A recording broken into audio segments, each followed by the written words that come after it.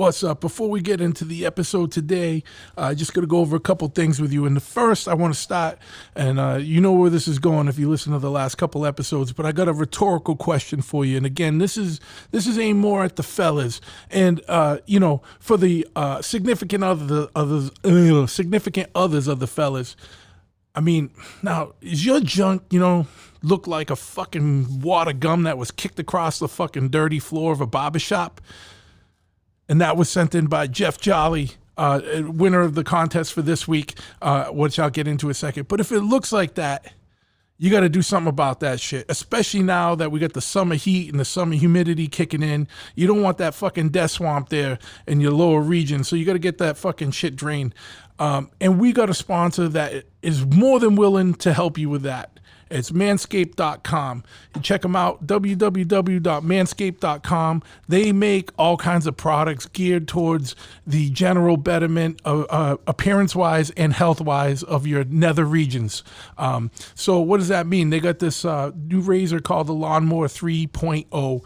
And it's a razor that is made to help you down there.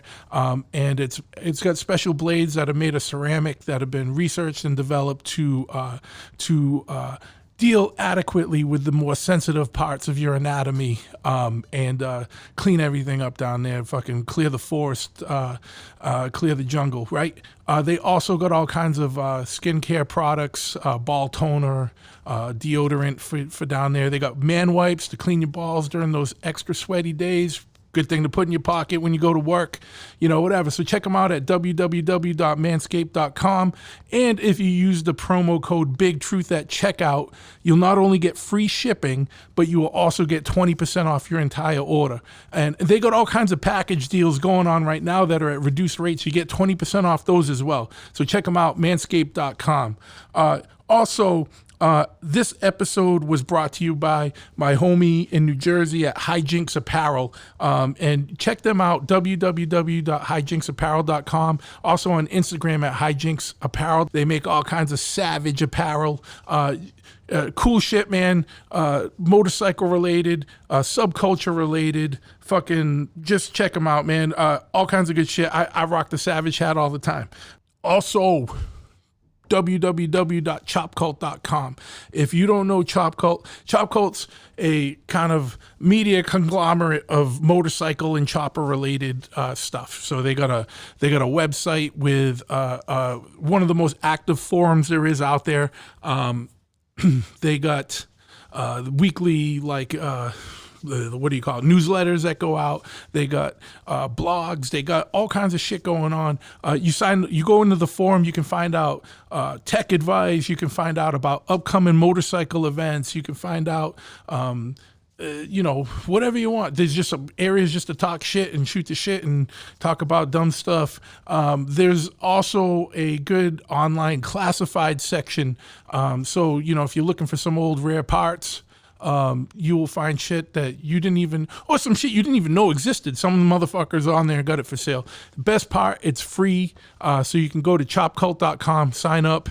It's free. They don't ask for any credit cards or any nonsense like that. You can find them also on all the social medias, whether it's Instagram, Facebook, all that shit, simply at Chopcult. Also, my homeboys own a clothing company called Omerta, and you definitely want to check them out. One of the best streetwear lifestyle brands there is out there right now. They got some of the coolest shit, and most of their apparel is made, whenever possible, it's made on American-made apparel. They screen everything in-house.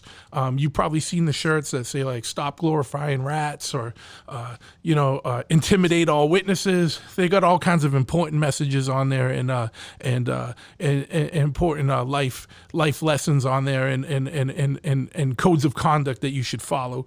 So check them out at omertamia.com, on Instagram and Facebook at omertamia, which is OMERTAMIA. They got hats, they got hoodies, they got jackets, they got pomades, they got screened prints, like all kinds of shit, man. Socks, all kinds of shit just besides t-shirts and tank tops and all the normal shit. So check them out, omertamia.com. Again, use the code BIGTRUTH at checkout and you will get 20% off your entire order. That's 20% off whatever it is you spend. So you cannot lose. And after you check them out, go check out Pitchfork. Pitchfork is a clothing company and record label based out of New York, run by my boy Warren, who's been in the music industry for a long time. It's a very hardcore kind of metal kind of related kind of type of clothing. He also has a record label that releases all kinds of split 7 inches, limited edition, highly collectible on different colorways.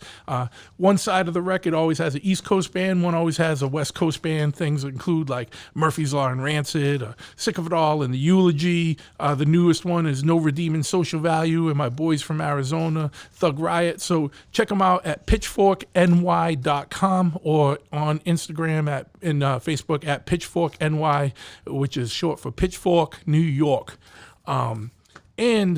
Chopperhead.com is the website for my motorcycle shop. We're a full-service motorcycle shop based in Freetown, Massachusetts.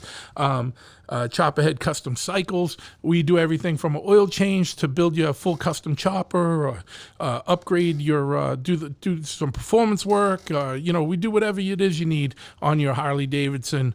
So check us out at chopperhead.com or come by the shop. We're located at 13 County Road in East Freetown, Massachusetts. Or you check us out online at www.chopperhead.com. We sell some parts online, but I can get access to a lot more parts. So I can't put everything online. We're not, that's not like the main thing we do is online sales. That's just kind of some extra we do.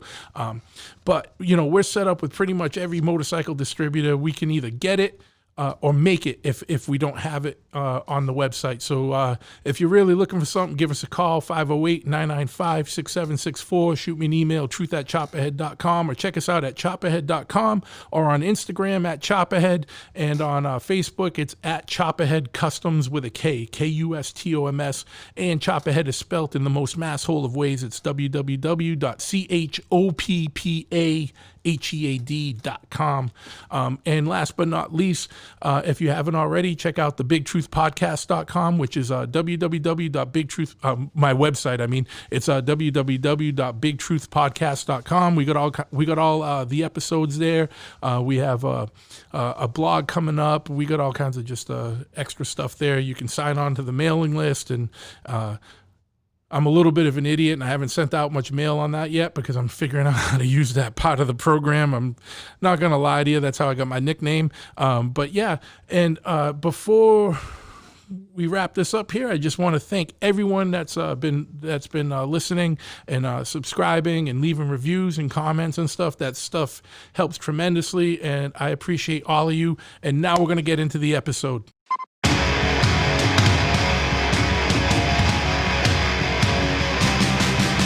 Big Truth Podcast. Ladies and gentlemen, get ready! Ignition sequence start. 6, 5, 4, 3, 2, 1. We have a liftoff. Yes. Once again, we have liftoff. I want to thank you for listening to this episode of the Big Truth Podcast. It is episode 25, so I wanted to bring a special guest on. It's one of my old friends, one of my old homeboys who was originally from New York. Now he's out in California. You probably know him from Industry Customs. I want to thank you. I want to formally introduce you guys all to Big Nick. What's up, Nick? What's happening, man? What's going on? Not much, man. Just fumbling through a fucking intro. But dude, fucking what's going on, man? Fucking I know we just talked beforehand, and it's I'm on the East Coast where it's 100 degrees and 4,000% humidity, and you're in sunny California where it's 80 and no humidity. But beautiful San Diego, living the fucking dream. Never got humidity, always 72 degrees and sunny. Fuck yeah, man. That's cool. But so, for those that don't know, Big Nick was in 2 episodes of 2 volumes of the old Chopperhead DVDs. Yeah. I mean, he was a staple with us at the old smokeouts. Like, I mean, dude, like we got a long history in this fucking chopper shit together. And, Oh, hell yeah. And then you did the smart move and said, I want to be in the motorcycle industry, and it's really stupid to do that in the Northeast. And so you made you rolled the dice and went out there and made a smart move. Tell us, for people that might not be as familiar with you, tell a little bit about the story of like how you got into motorcycles and customs. I know it's like, we're all in that lineage where we're all about choppers, and then, opened up shops and had to kind of get more into spreading our interests and our repertoire of what we do. So we got kind of similar timelines there, but give a little bit of background about yourself and how you got into bikes and all of that shit. Yeah, I mean, pretty much like probably well, I can't say that nowadays, but maybe back when I first got into it, we, as kids, we were doing this shit, from bicycles to mini bikes to dirt bikes and, cars. And I always had something that I was fucking around with. But I think really what happened with the motorcycles was, I mean, I always loved them. My grandfather rode, my father rode for a little bit, but I had a Mustang that I used to, everyday car, but I used to race it on the weekends, and actually met Jim P up by you and came up there one weekend for a fun Ford weekend, and he brought me by your shop, and that's what turned me on. You guys were actually the ones that got me started. And I was like, shit, you could fucking just actually build your own shit and make it work. So I think I left that weekend from Rhode Island and went home and started actually doing some research. And that was back in like 2003 or 4, I think. Is that pre-Posse Board or is that during the Posse Board? That was during the Posse Board. Yeah. No, actually, no, wait. Yeah, it was pre-Posse Board because that's how I met Jim on the StangNet board. StangNet.com is where I met Jim. Okay. And then, yeah, we both had 86 Mustangs. I didn't come in till later, till the Posse Board. That's when Jim brought me in. So for those that don't know, back in the early days of the internet, there were message boards that were thematic. And how Nick and I actually started talking, it was I had nothing to do. I could give a shit less about Mustangs. It was just there was this message board, and all we were a bunch of fucking jackasses and idiots, and just made each other laugh all day. It was like distractions from work, and it was called the Posse Board. And wasn't it kind of like all you guys got kicked off of the Mustang board and then started your own board or something because it was you guys were too much? We would. I guess, according to them, I guess this was before internet bullying, but we were internet bullying other members on the Mustang board, and they called us the Posse. and then so they banned us all off of that board, and that's when Tony M from Connecticut started the Posse board, and then, which was basically fucked up because you just put a bunch of lions in one cage, and we had to feed off of each other, so it was just making fun of each other until somebody got too pissed off and quit themselves. But that's what we did. But and then that was the start of me into it because I went up there with Jim, and Jim introduced me to you, and I saw what you guys are doing in the shop. So then you guys are doing mostly the British bikes then, and then I started fucking around with the Harleys in my garage at home, and then I got a part-time job in a shop because I was still doing insurance work at that point. And I got a part-time job at Rolling Thunder in Hempstead, Long Island. Worked for them for a couple of years, and then branched out and did my own thing out of the garage. And then I moved out here 8 years ago now. Yeah, it's been a while. 8 years. I came out here originally. Because I've been friends with Ari from V Manufacturing. I'm sure everybody knows of him too, doing all the handlebars and the frame repair and stuff. And I've been friends with him since probably now like 15 years. Yeah, because we used to talk to them when it was him and his brother were doing Hot Rod Havoc stuff. Yes, exactly. Yeah.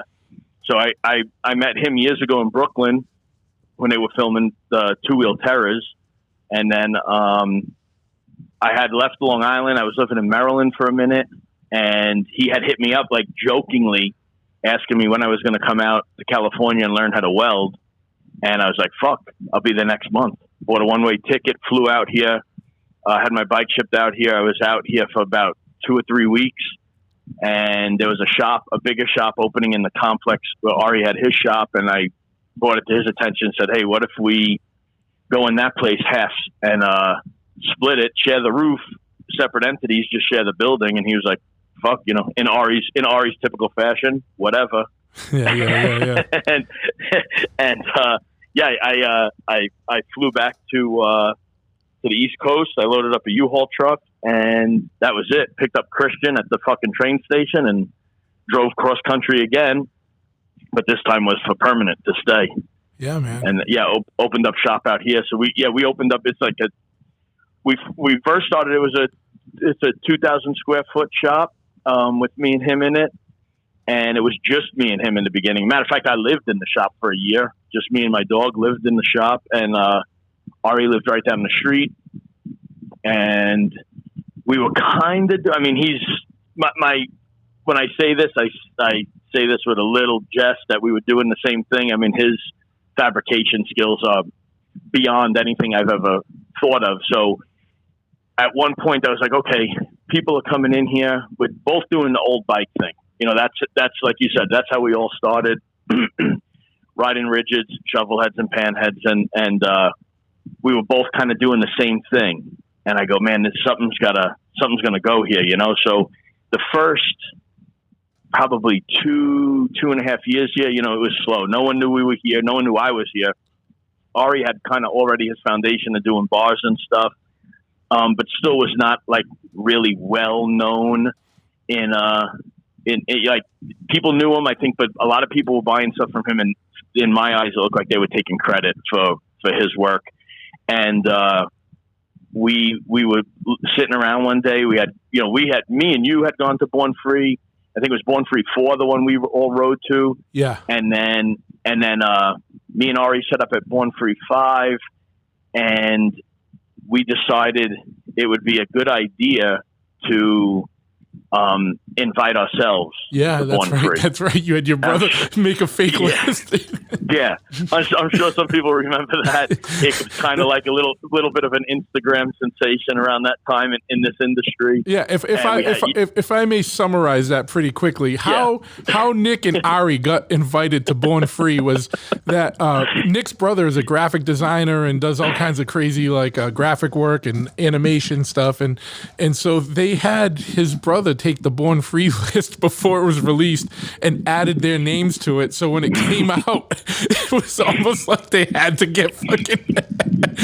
Yeah, it was an industry power move that was hysterical. It could have backfired. Yeah, it could have backfired. But I was like, we sat here and we thought of it, and I'm like, fuck, man. It's always been told to me, any publicity is good publicity. And I learned that when I was in my bodybuilding days.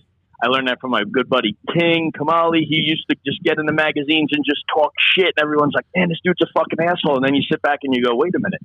Everybody knows who the fuck he is because he's doing this. Yeah. So I was like, if we just fucking do this, and we did it, and don't get me wrong, if Grant's out there listening, Grant will tell you he was fucking pissed. We had an argument on the phone the next day when he found out that we had just did it on our own. But we built a bike and we brought it there. We weren't invited that year, but we bought the bike, and what I did was again, knowing, okay, here's the corral with all the builders' bikes in it. I can't put my bike in it, but if I flank the entranceway right in front of the big fucking Born Free sign, everybody has to see this bike. Everybody has to take pictures of this bike, and it paid off. They called us the next year and went, all right, you two fucking idiots. Yeah, Here you go. Well, Build a bike. It's a fucking hustle, right? And And you know what? It's fucking hysterical. And I know those dudes could have been pissed in the moment, but at some they point, love it. yeah, They of love course. it. Like when they could step back from it, and then Right. obviously, like you guys did more Born Frees, and Ari's, like had like one Born Free. You know what I mean? So it's like it was a good thing for everybody, and It was across the board. Sure, it pissed some people off at first, but everyone like, dude, it's fucking hysterical. You can't not fucking laugh at that, right? You know what I mean? And I totally understood, Grant. Like we had the air totally cleared. That December, we all went to Moon Eyes in Japan, and me and him had spoken. We were both on the same page at that point. I know those guys put a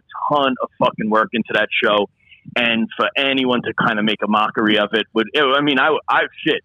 If I was doing something and someone did that to me, I'd bust somebody's fucking head wide open. There'd be no doubt about it. Yeah. I'd be fucking pissed. But you guys weren't really making a mockery of it. You guys were just making sure you got invited.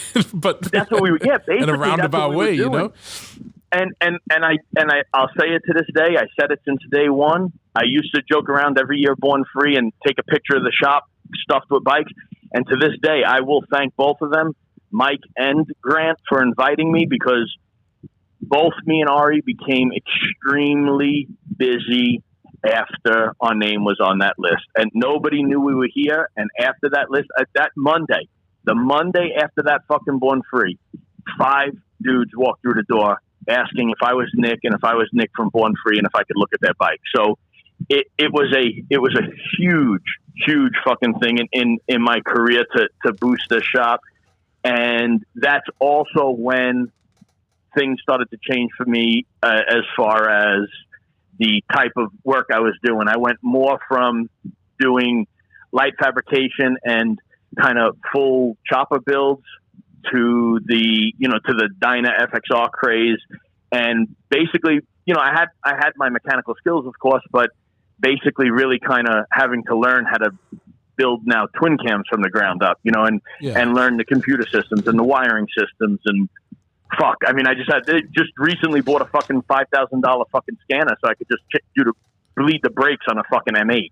So you'd have to go bring it over to Harley and have them fucking put it on the computer there.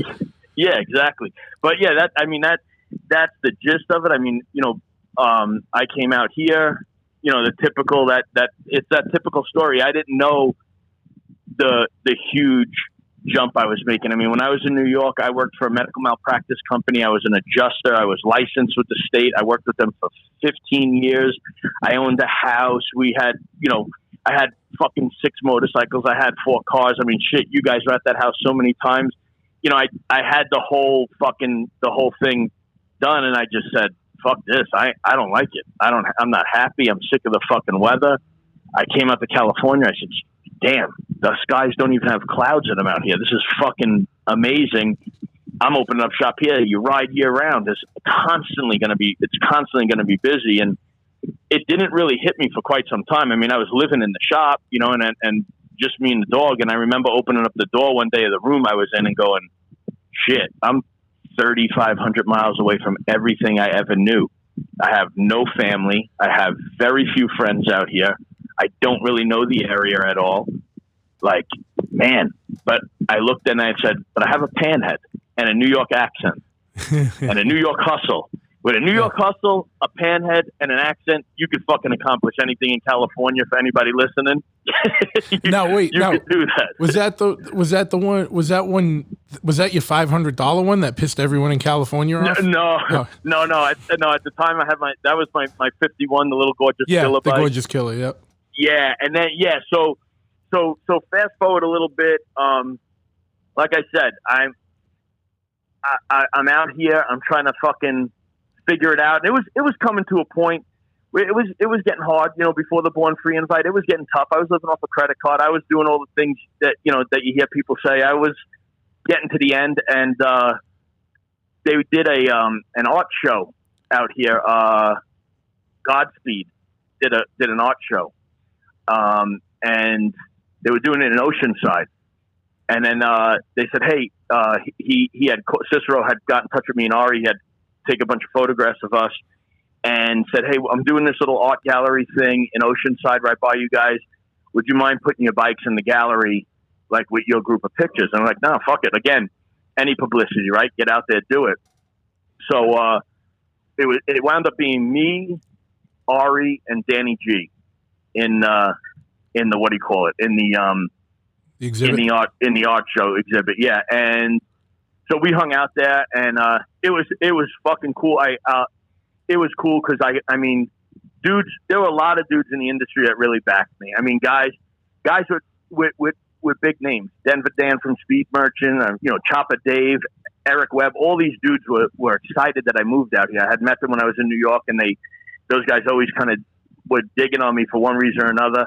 But they're all three of those are fucking awesome dudes too, you know what I mean? Right, yeah, and that's what I'm saying. I mean, these are dudes, these are guys I looked up to, when I was coming up in the game, and also like to become friends with, to be friendly with the guy is one thing, but to have some of these dudes to like actually like look out for me and be behind me for what I was doing. I mean, those dudes all came down from like LA area just to check out the fucking art show down to Oceanside, so it was pretty big for me to see that, I was like, fuck, these dudes are actually like really excited that I moved out here. Like, this is cool. And, funny, we went there, we did that exhibit, and, it was me, Ari, and a friend of ours, Lisa, and everybody after the exhibit was going to a bar. And they're like, oh, we're all going to Larry's. It's like, fuck it. So we'll go. I really didn't want any part of it. I was at that point, I was like kind of over everything. I just kind of wanted to go home, well, to the shop. Yeah. We walk in the bar, and we're at the door, and I see the bartender. Lisa's like, come on, let's go sit down. We're going to sit down. And I'm like, fuck, I got to go back. I got to get out of here, man. She goes, what? I go, no. She goes, we sit down. Ari gets a couple of beers. She goes, hey, the bartender's checking you out. I go, nah, I'm going home. Take me back to the shop. This is 100% trouble right here. Got to get out of here. But Ari goes, come on, man, get one more round. So I go to the other side of the bar, to the other bartender. This little bitch runs over, blocks the other bartender, asks me what I need. I said 2 Bud bottles. I throw an Amex card on the bar. She goes, we don't take American Express. So I was like, probably my last 20, throw the 20 on there. You want change? Keep it. Fuck it. Go back to the table, drink, just take me home, get me out of here. And then that was it. She wound up finding me on Instagram, and we started hanging out. And next thing I know, I'm moving into her place. now I live a block off the fucking ocean. I'm going, shit, fucking California's not too bad, man. Your Oceanside apartment is pretty infamous with us on the East Coast. You know what I mean? So, like, just saying that especially me and Christian, yeah. Yeah, and not only that, it gets even better. That Oceanside apartment, it's funny you say that, it's infamous. It's an infamous apartment in Oceanside. Like, I have no fucking idea, right? I'm new there. I don't know. I think everything on fucking in California is like hang 10, catch a gnarly wave type shit. I don't fucking know what it's about. I'm in Oceanside now, and I'm going, man, this fucking place is kind of nasty. Like, motherfuckers are fighting in the bars. I mean, people are getting stabbed, and I'm walking, even my dog's like, I mean, I got a 100-pound pit bull. He's looking over his shoulder. We're walking down the street like this. This place kind of bugged out, and there was walking out of bars every once in a while. There'd be a crowd of dudes around the bike, and I'm like, hey guys, look, man, I'm fucking too old for this shit. Don't try to catch me slipping, and it took a while. It took a while. I met the right people, and after I met the right people, it smoothed out, and I wound up starting to, get to know the big dogs in the neighborhood, and that corner was the corner. Yeah. That was back in the day. That was the corner. So it was a joke. After I met the big OGs from that area, they were like, "Hey man, we're gonna hand that corner down to you." And I'm like, "Man, I don't want anything to fucking do with this corner." But as time goes on, I had to take ownership of that corner. So and just to kind of go off, not a tangent, but something you were saying, and I think we didn't say this, but like for us as East Coast guys. Like, it's crazy to us that like your hood and Oceanside is the hood, because it's like all I see is palm trees and the fucking beach. I'm like, yeah, we're in a fucking good part of town. You know what I mean? Like the hood in Boston or New York, like especially back in the day. Like right now, everything's kind of changing, but like you knew when you were in the shitty area, you saw the burnt out fucking shells of fucking houses, like boarded up and fucking whatever. Like the hood in fucking California, like looks like fucking like awesome area to us. You know what I mean? yeah. It's like I'm living in paradise. You know, it's weird. That's what I was saying. Like I'm out there and I'm going, oh, okay, I live off the beach now. Dudes are fucking, you know, I thought it was funny. I'm trying to go to work at 10 o'clock in the morning. I'm going, shit, I'm late. You know, I should be at work. And here comes kids running up the street fucking with a surfboard trying to get to school. And I'm going, does anybody fucking work? Does anybody do anything? Like, fuck. What the fuck's going on? You know, and I'm going, okay, well, it's California. Everyone's laid back, cool. Hey, man, I was catching a wave. Like, maybe the teachers don't give a fuck. They were surfing. And then, like I said, then I'm out a couple places, and I'm like, man, these motherfuckers, they're not playing. You know, these are getting down. They're legit. These dudes are legit. You know, and I'm going, all right. And you know, I mean, I've been known to handle myself, but I'm going, I'm the only guy here, man. This is kind of fucked up, you know. And then, like I said, I get, you know, then the ice breaks and I meet some dudes, and everyone's like, all right, this dude's legit. He's cool. He's strong. He's got it. And then I fit right in, you know. Then it was, so now it's, I got the motorcycle shop, and I know the right dude. So and we're not the only shop in town. I mean, there's shops everywhere out here, but you know, that actually helped boost me up a little bit too. And then you know, now I'm living on the beach. Now I'm really living the dream. I got the beach, I got the palm trees, and that's when the Born Free thing came. You know, I got a beautiful girl at home. I got everything, and then Born Free comes, and then the shop picked up. You know, and then it was like, fuck, okay, now I got to learn how to run a business. Like, I didn't think about this in the beginning. I thought it was going to be build one customer, buy, get paid, build the next one. But yeah, now you're getting 3 or 4 bikes and 6 or 7 bikes, and you go, fuck, all right, now I'm trying to do this. Then like we've had this conversation. Now you're trying to hire people. Yeah. And anybody out there. Even before you get to the point of hiring people, this is what people don't understand too, is now you got to get fucking legitimate, because now you're too above the radar to just be like a dude that's like, you know, like. I'll get into that. Oh yeah, but you know what I mean. Like you can't be like under the radar just building bikes. Like I always tell people, like I like super get jealous of dudes that like have like a lucrative job or whatever, and they like build on like part-time, and they're, you know, they do something, they work on one customer project at a time, or they build one bike and then they just flip that bike. Like if that's the lane you're in, stay the fuck in that lane, because you do not want to own a motorcycle shop unless you are prepared to make fucking sacrifices like Nick just talked about.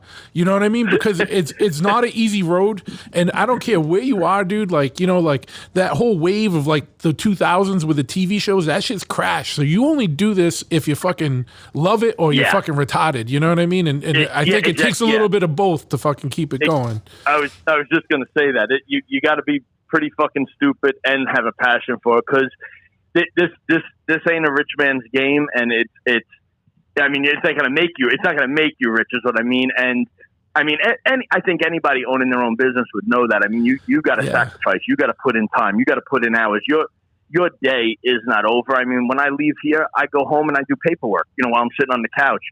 And I've learned from my mistakes and made some really bad decisions. But, you know, once I started getting busy, now it's like, shit, not only, like you said, not only do you got to get legit, but it's like, man, I got to come up with some capital, because I got to keep, I mean, if I'm doing chain drive conversions, why am I going and buying 1 gasket and 1 quart of primary oil? Like, I got to keep a couple cases of primary oil here. I got to keep a couple of fucking packages of Cometic gaskets on the shelf. Sure, you know, so now it's like, shit, I already lived a year and a half, 2 years off a credit card. Now I got to dump another fucking 10 grand into this place just so I can make money and not lose time running out every time, you know. Now you need your fucking EIN number. Now you need your this permit and that permit. And now you got to set up your dealer accounts, and this dealer account may be a $2,000 buy-in. So shit, there's another $2,000 I got to drop. Or some are 5,000. Like drag is like 5,000. Yeah, you know? Yeah. And people And then don't see that. People don't know that. insurances and all this and Uh-huh. that. Yeah, it's fucking nuts. I just right before you called, I just got off the phone with my insurance guy. Like, Yeah. it was crazy, but you know, again, being grateful, like shit, guys are bringing bikes in here, you know, and Oh, yeah. and I was putting the bikes out there. I'm not saying I'm different than anyone else, but we really strive on putting a bike out there that's not going to come back for the same issue. You know, I want the customer to come back, but I don't want them to come back and say, hey man, you just wired in this taillight. Now I got a short. I want them to come back and say, fuck, you guys put this taillight on. Now I want the headlight. Now I want this wide. Now I want this done. Now I want that done. So I really put my heart and soul into this. And at the time, in the beginning, was cool because my fiance was still bartending. So my Thursdays, Fridays, Saturday nights, she wasn't home till 2 a.m. So I could kick it here all day, you know, and I could catch up and do what I had to do. And, you know, I didn't have to be home. There was nothing to be home for necessarily. So everything's okay. And then the thing with that is then the shop becomes known as being the place that's open late. Yeah. So here we are 5, 6 o'clock on a Friday, and here's a bunch of dudes showing up with 30 packs and everything else, you know. So the place became a bit of a hangout. But the funny thing is, and you know, like Ari used to make Ari laugh, or even some of the other people laugh. Like we would just keep working. You know, Ari's in his spot doing his welding, fixing something. I'm over here. I'll be talking and working at the same time. So it became a hangout. But you know, it was cool. Everything was good. And I think the next wave that came to me was after I met Shane. when after me and Shane Sheckler became friends. Yeah. And Shane wanted me to do a bike for him, and we did it. And he posted it up, and I think the place went nuts. I mean, I remember it was again surreal. I remember people coming here and saying they drove 2 or 3 hours to bring their bike to this shop because we built Shane's bike, you know. And Shane, you know, Shane was the perfect, I mean, just first of all, not so nobody gets it twisted. I did not want to do Shane's work because of who Shane was or how many followers he had. Me and Shane hit it off, meeting on not on a bike, a bike issue at all. We were in a tattoo shop, and both of us liked to party, so that's how we became friends. And then he was like, "Hey, can I bring my bike down there? Can I get some parts?" And that was it. You know, it kind of rolled into a friendship. Sure, you know, I consider Shane my little brother. I mean, he's one of the best dudes I've ever met. Yeah. And not for nothing, the whole time I've known you, I know you could give a fuck less about skateboarding. You know what I mean? Trust me. I don't give a shit. I remember the MTV show. I think there was a couple times I turned that show and I wanted to choke Ryan to death. now I get to hang out with him at a birthday party. But, you know, he started coming around, and just, you know, that whole Instagram following craze, and people wanted to start coming here. So now, boom, we're getting more and more, and we're getting more and more people down here. The name's getting out there. And it's all great, you know, and everything's good. And then, you know, again, living in Oceanside, a lot of dudes that ride, a couple dudes start joining clubs, and that's kind of when we had a little bit of a dark cloud over our shop for a little while. The local law enforcement wasn't really crazy about us. You know, they wanted to come over and have a look, and a couple of other people higher up than them wanted to have a look, and, you know, things became kind of funny for a while. I couldn't get into my bank accounts for certain reasons, and but we stuck through it, you know, and we drove through it. And after that, when that shit couldn't really, nothing stuck to us because we were just fucking working on bikes. We weren't doing stupid shit. We weren't doing anything illegal, you know. I mean, we were just fucking doing our thing. And again, it's funny because, like, me and Ari are such opposites. You know, people never knew how that was going to work. Where we're opposites at sight. You know, he's quiet. He's held back a little bit. He does his thing, and that's it. And I'm, you know, New York, loud, obnoxious. You know, which way it was, could be funny, could be anger, whatever it is. But when you break it down, we're the same guy. You know, we're the same person. We're just loyal, respectful, honest dudes. So we would have to have these meetings where I'm like, hey, dude, like, this is his livelihood too. Fuck, man, I think I'm bringing too much heat here. Like, are you good with it? And I remember he told me one day, I said, look, man, everybody left. It was a late night. We were sitting here having a couple of beers, and I go, hey, are you cool with everything? I'll never forget it. I said, are you cool with everything? Because, you know, I know a lot of these dudes that are coming here, the bikes that I'm working on, you know, he's not bringing this type of crowd in there. Sure, yeah. And he goes, it's not necessarily the rigid chopper crowd that are coming for, right. for no, that. no. Yeah. The rigid chopper crowd was usually afraid to come in here. Yeah. So, he looked at me one day and he goes, hey, man, we own a bike shop. And I go, yeah. And he goes, this is what I think a fucking bike shop is. This is a get down fucking shop. And I went, okay, we're cool then. We got nothing to worry about. I'll handle this. You know, I fuck, you want to put me in front of a board of people? I'll dance circles around them verbally. Yeah. So yeah, the local sheriff kind of left us alone after a while, but they went to the city, and the city came in, and that's like when you were saying before, you got to get legit. And, absolutely, yeah. And I tried to roll under the radar as long as I can, and when the city stepped in, because we were already kind of hot, it was a little bit more than probably I would have had to do in the beginning. But after like 3.5 months of permits and safety inspections and fucking licensing and all this shit, but even the city, I came out on top there. So we're permitted for the next fucking 12 years, so they can't do shit either. And again, it's not because of anything other than we're just running a fucking bike shop. I mean, we're not doing anything fucking retarded. We're just doing our thing, you know? Yeah.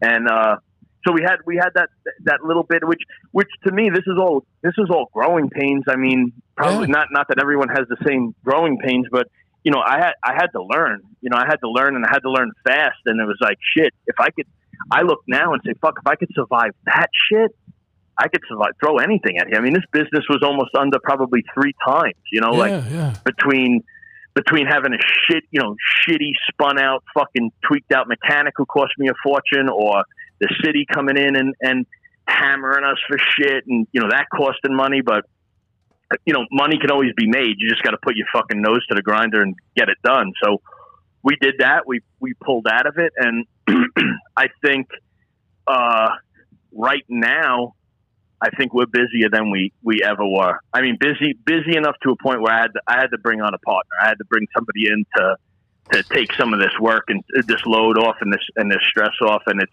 it's awesome. I mean, again, running a business, I think I hear a lot of people.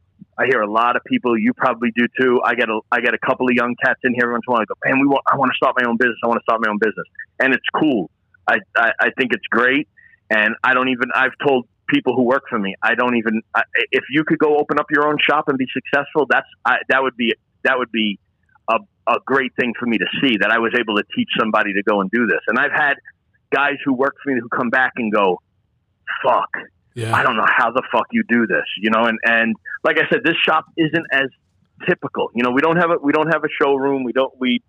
It's just a big open building. I mean, we just now, I'm in business out here almost 8 years. We just now got an office. I mean, I'm sitting in it now. We just finished an office like a week ago, and it's still not perfect, but I mean, there's craziness that goes on in here, and there could be, like I said, there were nights where fucking maniacs hanging out here for hours and drinking and fucking everything else, and I'm still working and answering the phone. And these guys will go, man, you're right. This ain't fucking easy, and that's just the shop.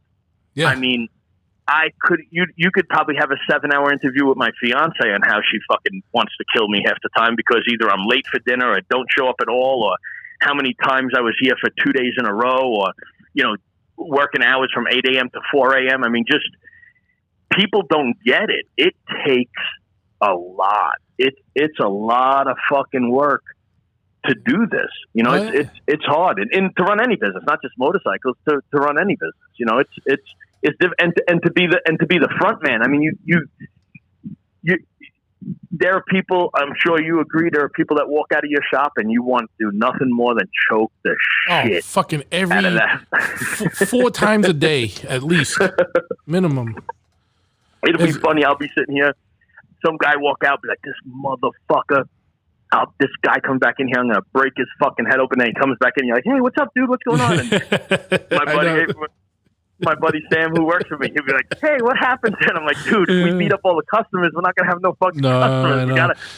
You gotta bite your tongue every once in a while. But and, you know what you got to do? You know what helped me with that is just trying to see things from their perspective. Sometimes they just don't know. I just hate it when a grown ass man doesn't know how to fucking act. You know what I mean? And it's like, dude, what the fuck is wrong with you? Like, you know what I mean? Like you're you're older than me, dude, and you don't know how to fucking act right. You know what I mean? Right. By act right, I mean like in a respectable, honorable, like fucking straight up fucking way. I don't mean like, I mean, we go to shows and get fucking idiotic. Like, you know what I mean? I don't mean like, but I'm never disrespectful to anybody or like don't know how to fucking talk to somebody. You know what I mean? And again, I get guys who come in here and be like, hey man, I'm sorry, I really don't know how to do this, or I don't know how to maintain. I don't care if you know how to work on a motorcycle, man. That's not what I'm talking about either. You could come in and have everything wrong or not know what to call something or have a question. That's fine with me. Fuck, I wish I had more customers that didn't work on their bikes because that keeps me in business. That keeps me in business. Or if you got to fix the bike, it makes it a lot easier because they didn't already fuck around in there and screw something up worse than it would have been. Right. It's like you said. It's the guys that come in with this crazy, disrespectful, shitty attitude, and I think unfortunately in this industry, the whole quote unquote biker mentality, like someone gets on a Harley and now they're a club guy, or they're a fucking bandmaster, or they're a fucking gangster, and they're a thug, and that's all good.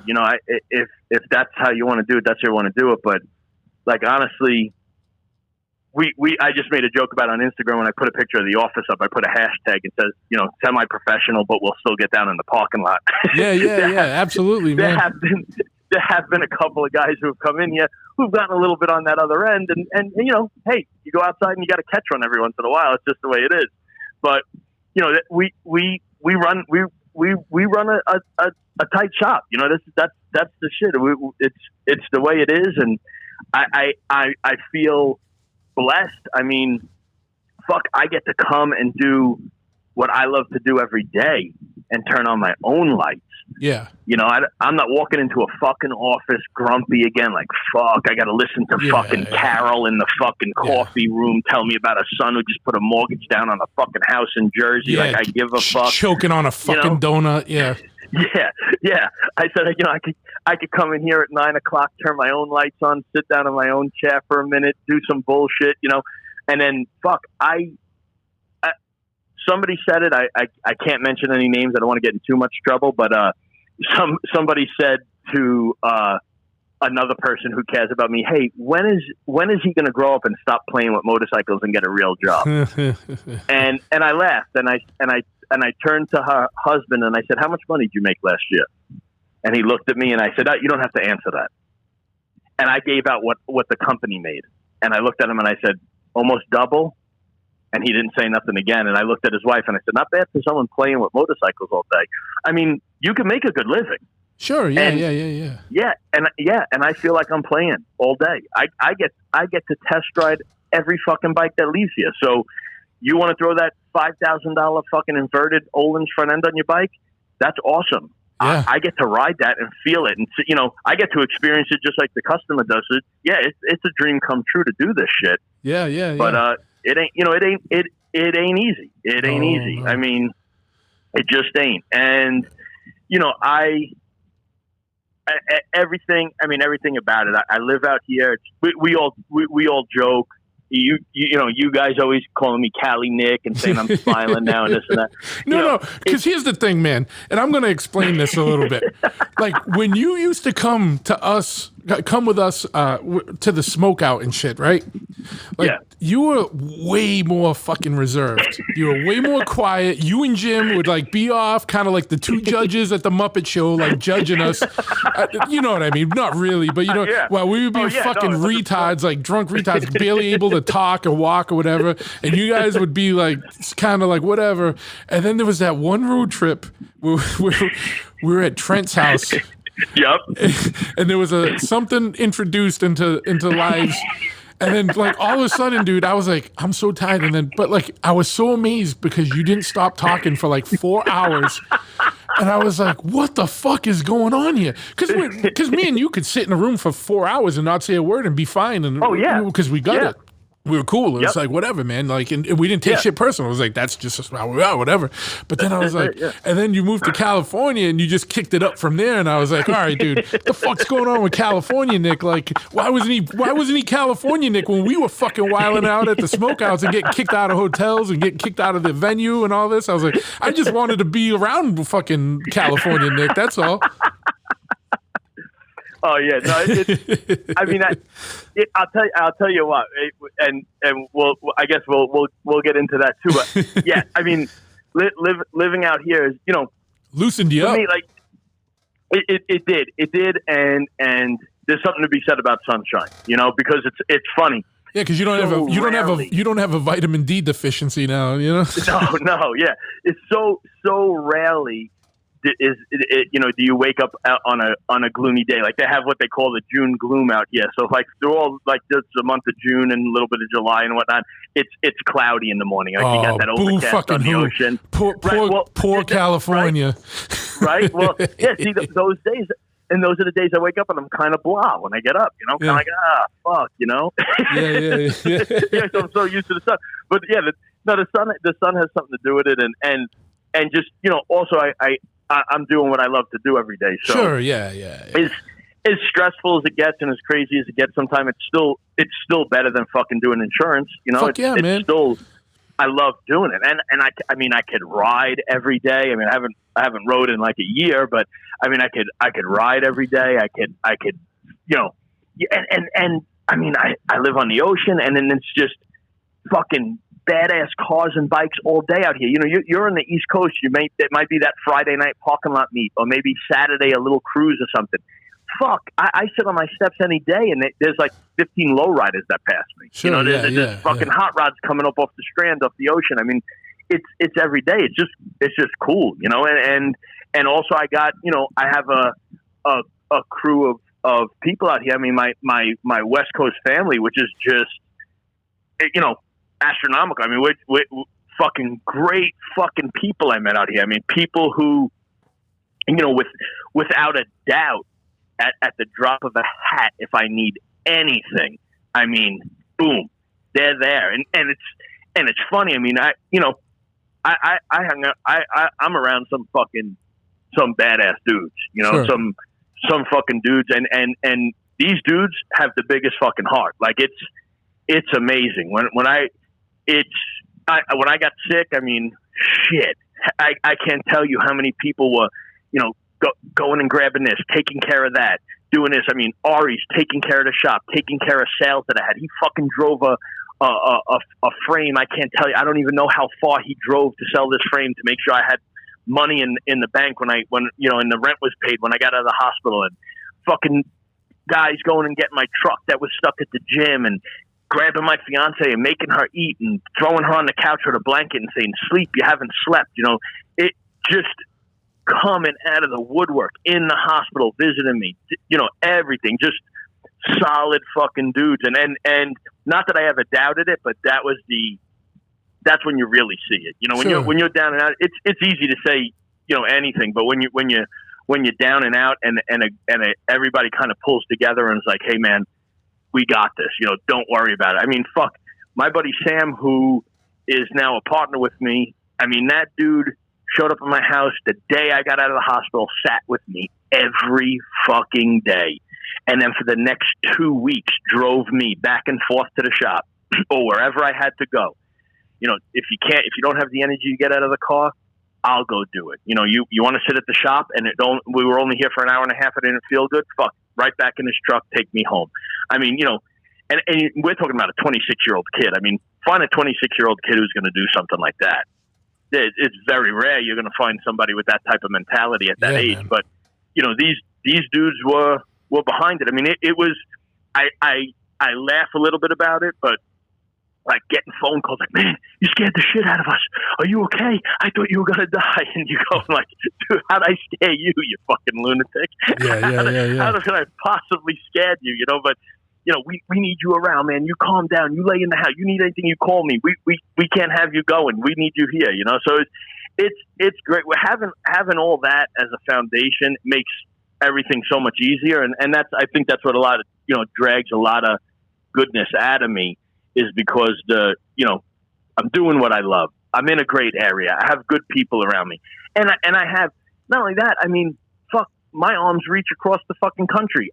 I still have all you dudes back east. If I come out fucking east, fuck yeah, man. Bang, I'm taken care of. And if I need something out there, boo, it's done. I mean, shit, I had to order parts that we can't get here. I had to call you today. Just here. Bang, hey, order that. Don't put that on blast, man. You don't know who's listening. Oh, I know. Shit, I put a picture of an exhaust pipe on Instagram the other day, and I got a fucking fake text message asking me if they could come here and I could order an illegal exhaust from out of state. I know, dude. It's sketchy. California's so crazy with I'm that so shit. ready to fill up my Sprinter van full of fucking exhausts and fucking and carb kits and tuners and shit, and just drive around shop to shop in California, man. Shit, like the ice cream man. Yeah, I know. Fucking yeah, you can retire. Fucking. But nuts. yeah, no, it's great. It's great doing it all, man. It's awesome, Yeah, man. It's still kind of surreal, but it's great. And I think that's some of the best things about our motorcycle world, outside of the motorcycles themselves, is that sense of like camaraderie you got, and like real dudes behind you and with you. You know what I mean? And anywhere, like we can go pretty much anywhere in the country, man. Like, and we know people that are solid, that'll put you up, that'll fucking say, hey, I got an extra bike, let's go for a clip, whatever. And shit, it's been proven. You even know too. We could go outside the country. Oh yeah. Shit. Yeah. I've been flown to Germany and taken care of, Japan taken care of. Dudes that know us. I mean, fuck, we've been invited to go to Sweden. Unfortunately, I can't get the time off of work as much as I'd like, but we could go anywhere. We can really go anywhere. Yeah. And that's the downfall of owning the shop. I'm like, you got to pick and choose your battles wisely on where to go, man, because it's tough, man, especially like for me, like we have like the brick and mortar, like we have like the showroom in the parts counter. Yeah. So if I'm closed a bunch, there. it looks bad. It's a bad look. People are like, Yeah. Every now and then I'll close down for a day and I'll put a sign on the door and say, hey, we're at a bike show. Fucking here's the flyer. Yep. You can go to it too. You know what I mean? Like, or whatever, you know, but, it's a lot tougher. Like I miss the days of when we were like more of just a fabrication shop or just building bikes and it didn't matter as much, but the game changed, man. Like, and you had to adapt and get stay in it, and so it is a thing that, it's fluid, but there's just checks and balances with everything, man. It's crazy. Yeah. You weigh a lot of shit out, and that stuff can weigh on you, man. And there's so many stresses all day. Like and that's what I don't think. Like there's a lot of businesses. I will venture out to say, I'm sure there's a lot of shit that's a lot worse, but there's a lot of businesses that are a lot easier to manage than a bike shop. There's so many fucking moving parts. Like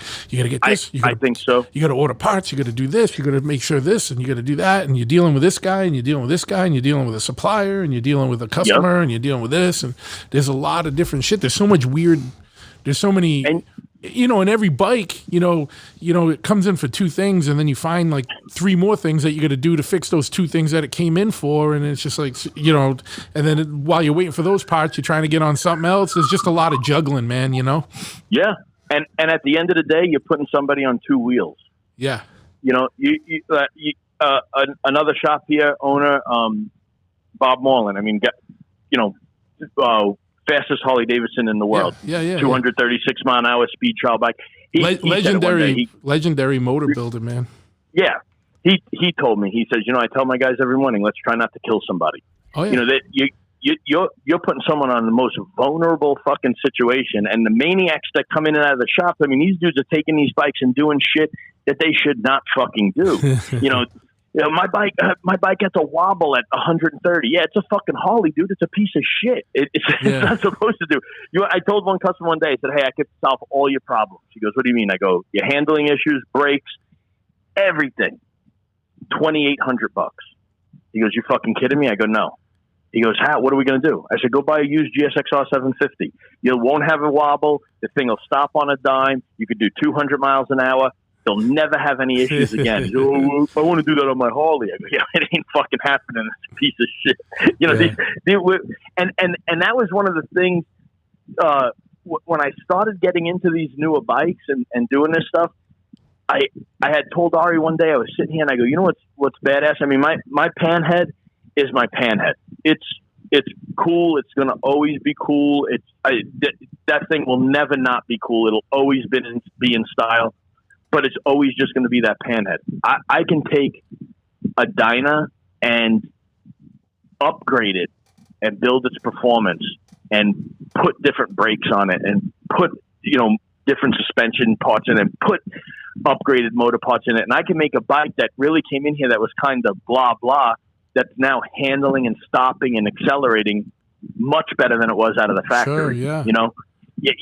I mean, that's why I said, when I started doing these new bikes, I go, fuck, I got to buy some because I could be this best suspension guy in the world. Some dude pulls up to my shop and says, hey man, how's my bike going to ride better? And I said, oh, you need these shocks, you need this front end. And he looks at my rigid panhead that, leaking fork oil for 15 years and goes, fuck am I going to listen to this guy for? Look at the fuck he's riding, Yeah. And, it's great. And that panhead, that's the one you were talking about earlier. That panhead was kind of legendary in itself. I got a phone call from my fiance one day and she goes, oh, this guy came in the bar. His friend's selling a bike. He knows you're into bikes. He wants you wanted to know if you'd be interested. She goes, he said it's a panhead and he wants $2,000 for it. And I went, get the fuck out of here. And she's like, no. So, all right, I'll give the guy a call. I don't want to piss anybody off. So I call the dude. He calls me back. Christian was out here with me. And I go, so what's the deal? He goes, yeah, my buddy's got this bike. He wants to get rid of it. And he goes, you said it's a panhead. He goes, I'm not really a bike guy. So I go, fuck, I got to go look at this Ironhead chopper. It's going to be some piece of shit Sportster. So I go, what's he want for it? He goes, man, he's asking 23. He goes, and this dude came and was going to meet him for the 23, but he couldn't come up with the money. And I said to myself, I go, 23,000. I said, now we're talking panhead. Okay. So it's a panhead. And the guy goes to me and goes, but who doesn't have $2,300? And I went, you have a picture of this bike by chance? And he sends me a picture and I go, fuck, it's a panhead. And not only is it a panhead, it's 2 blocks down from my house. I walk my dog past it every day. So I don't want to sound too eager. I'm like, hey, can I come look at that thing? Like, when can I come? And the guy's like, oh, let me call my buddy back and see. He's hardly ever around. And I'm going, fuck, I'm going to lose this, So like 3 days later, the dude calls me. Hey, you want to meet me at my house and we'll go look at that bike? I said, okay. So we go. I got $1,500 in my pocket. It was my 2 months rent. I had no more money. I said, fuck, if anything, I'll snap this thing up and I'll flip it, And we roll over to this dude's house and there's the bike. It's the one that I passed by. I knew something was under that cover and it had no seat. The fucking gas tanks were opened up and rotted out. But it rolled and it had compression. And I walked over there and I looked at the guy and I got $1,500 cash. And he looked at me and he turned around and he walked right in his house. And I was like, shit, all right, well, fuck that. I embarrassed myself. I turn around and he comes back out and he goes, where are you going? I turn around and he's got a bottle of Jack Daniels and 3 shot glasses. He goes, it's yours. Fuck. So I'm like, all right. Meanwhile, me and Ari are swamped at the shop trying to build that uninvited Born Free bike. So he's pissed that I left the shop, and we throw it in the back of the pickup truck and I pull up here in front of the shop and I saw Ari look out of the door and I saw like half a smile on his face and he came and looked at it. I mean, here we got a 1954 panhead, original frame, motor, tranny, wheels, fucking front end. It had like some 5-gallon tanks on it, but I mean, this thing, it was all there, and I just paid $1,500 for it. The frame is worth fucking $3-4 grand. Yeah. I mean, the frame's untouched. It still has the fucking little horn blocks on it. Only the toolbox mount was cut off of it, but who the fuck cares? Still got the sidecar loops. I put it up, and that's not even the best of it. I put it up on the lift. and I was going to pull the motor out and put it in my 51 because I blew the motor in my 51. And Ari's like, dude, just get the fucking thing running. It had a broken kicker arm. It had a one-piece kicker that was broken. I pull the fucking kicker cover off, and I go, shit. I call him over. I go, dude, look at this thing. Inside the transmission, spotless clean. I put a scope down the cylinders. There's still cross-hatching on the cylinders. I go, man, somebody was in this motor. Someone rebuilt this. The tires were dated from 1997. The guy had told me it hadn't started since 1990. The last time they started was 97, and that someone had rebuilt the motor, kicked it over, broke the kicker, and that was it. We put a kicker arm on it. I kicked it 5 times. That fucking thing fired up, and I rode that for the next 3.5 years every day. True jockey lid shift. I put gas tanks on it, rode it to Born Free, and that's when everybody was talking about they wanted hits on that $1,500 panhead. Guys say, "Oh, I'll give you $2,000 for it right now, make you $500." Like, get the fuck out of here, Yeah. And I still sits right here. It sits under my truck in the shop. Every once in a while I look at it and I go, I got to fix this thing or get it running. And I know Sam's looking at it, and Sam's like, dude, let's get this thing running. I want to ride it down. And so one of these days we got to pull back out. I just got to change the points in the condenser and fire it back up. But yeah, that was that bike along with the Born Free shit kind of helped spin this shop into the whirlwind of lunacy that it is today. Yeah, man. But it was great. Yeah, it was great. Fuck yeah, dude. And then, sorry, go ahead. Yep. No. Oh no, no, go ahead. Oh no, I don't even know what it was. Fuck it. Oh, I was gonna say, you said before about the stress and the craziness. I mean, yeah, that all paid off to me last year.